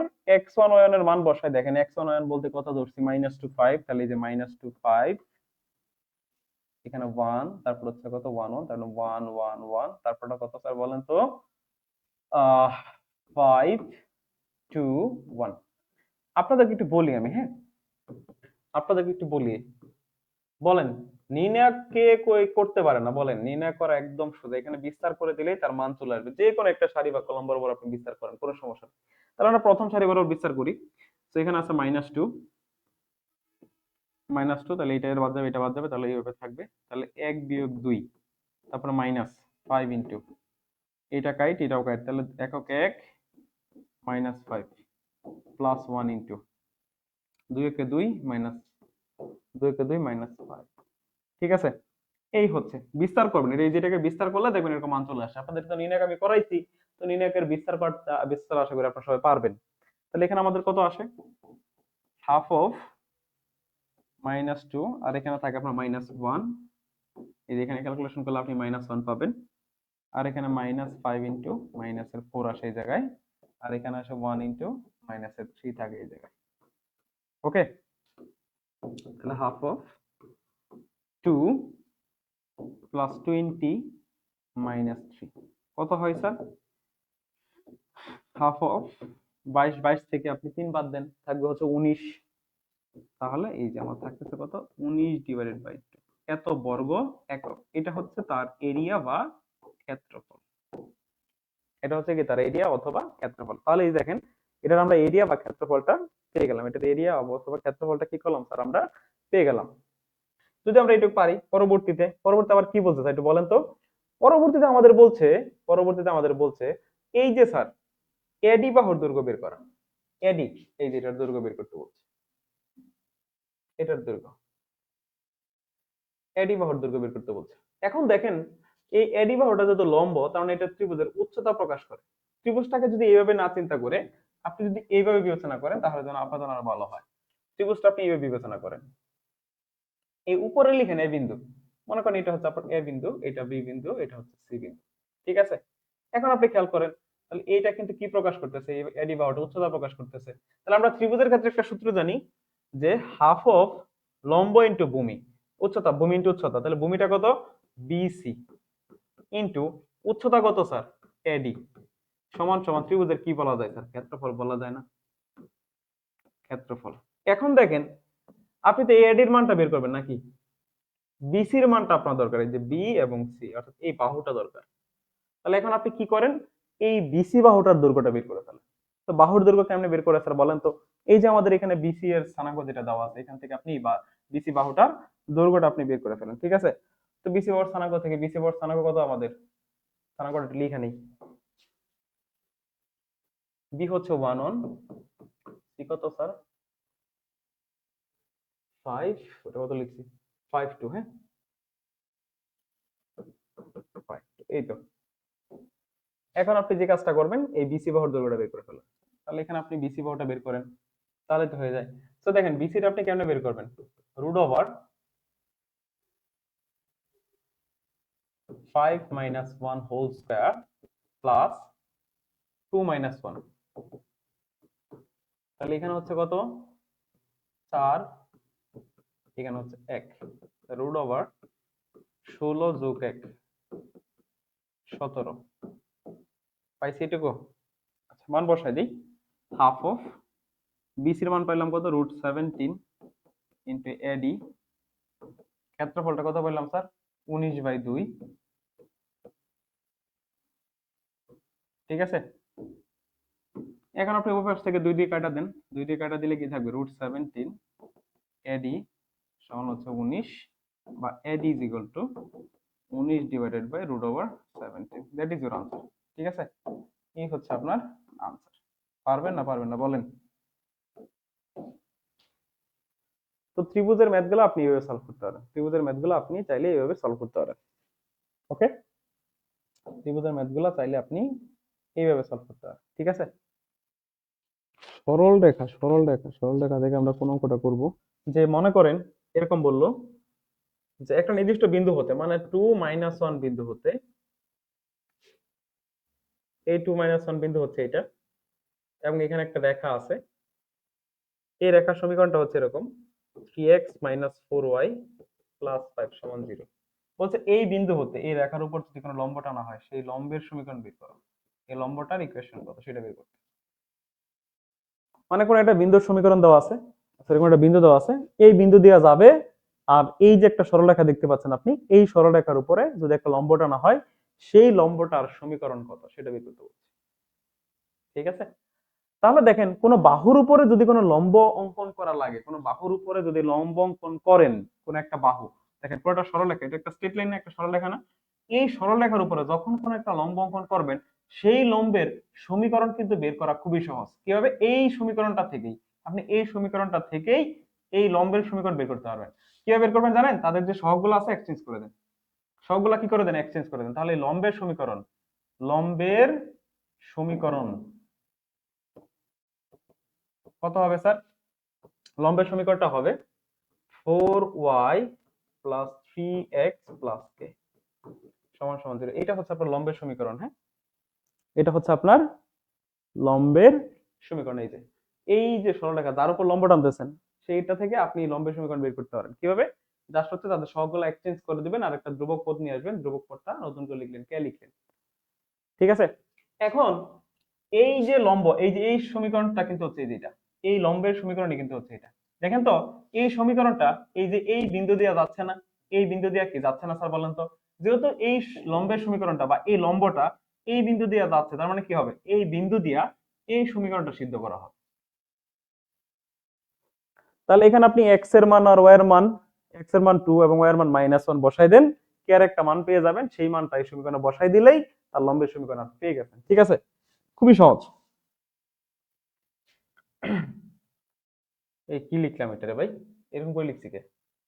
এটা হবে 4x + 3y। হ্যাঁ, এইভাবে এখানে বসান, তাহলে হবে 4 × 2, এই যে সমীকরণ দ্বারা আমি এই বিন্দু দ্বারা সিদ্ধ করতেছি, 4 × 2 + 3 × -1 + k = 0। দেখেন কত থাকে?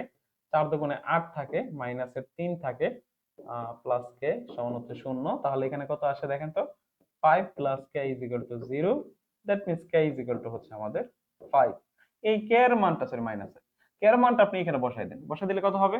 4x + 3y - 5 = 0। এই হচ্ছে আপনার আনসার। কত ছোট করে করে দিলাম, তাই না? তাহলে কোন একটা বিন্দু দিয়ে যাচ্ছে, কোন সরলরেখার উপর লম্ব, এরকম সমীকরণ বললে আপনি যেভাবে করে ফেলবেন। দেখছেন? ওকে, এই হচ্ছে বিষয়টা আর কি। তারপর আমাদের এখানে ত্রিকোণমিতির কিছু সূত্র দেখেন। ত্রিকোণমিতির আমি যদি বেসিক কিছু অঙ্কের কথা বলি, যেমন ধরেন আপনাদের আসতে পারে পরীক্ষায় sin θ + cos θ, sin θ + cos θ সমান হচ্ছে √2। তাহলে এখানে আপনাকে থিটার মান বের করতে বলবে। ঠিক আছে, যেখানে থিটার একটা রেঞ্জ দেওয়া থাকবে। হ্যাঁ, রেঞ্জ দেওয়া থাকবে 0 থেকে 360 ডিগ্রি। এই অঙ্কগুলো 9 10 এর মতো, আশা করি পারবেন। এই ধরনের অঙ্ক করে যাবেন পরীক্ষার মধ্যে, খুবই ইম্পর্টেন্ট, খুবই ইম্পর্টেন্ট। ঠিক আছে, আরেকটা অঙ্ক আসতে পারে cos স্কয়ার থিটা মাইনাস 2√2 কি কোসেক থিটা প্লাস 3 সমান 0। এটা সমাধান করতে বলবে। হ্যাঁ, যেখানে থিটা রেঞ্জটা এটা দেওয়া থাকে। এই ধরনের প্রশ্ন আপনারা যে কোনো একটা পরীক্ষা পাবেন 100%। এই ধরনের প্রশ্ন যে কোনো একটা আপনারা 100% অবশ্যই পাবেন। ওকে, আচ্ছা, তো এই ছিল আজকের ক্লাস। সবাই ভালো থাকবেন। ইনশাআল্লাহ সামনের ক্লাস আপনাদের সাথে আবার দেখা হচ্ছে। তো সবাই ভালো থাকেন। আল্লাহ হাফেজ।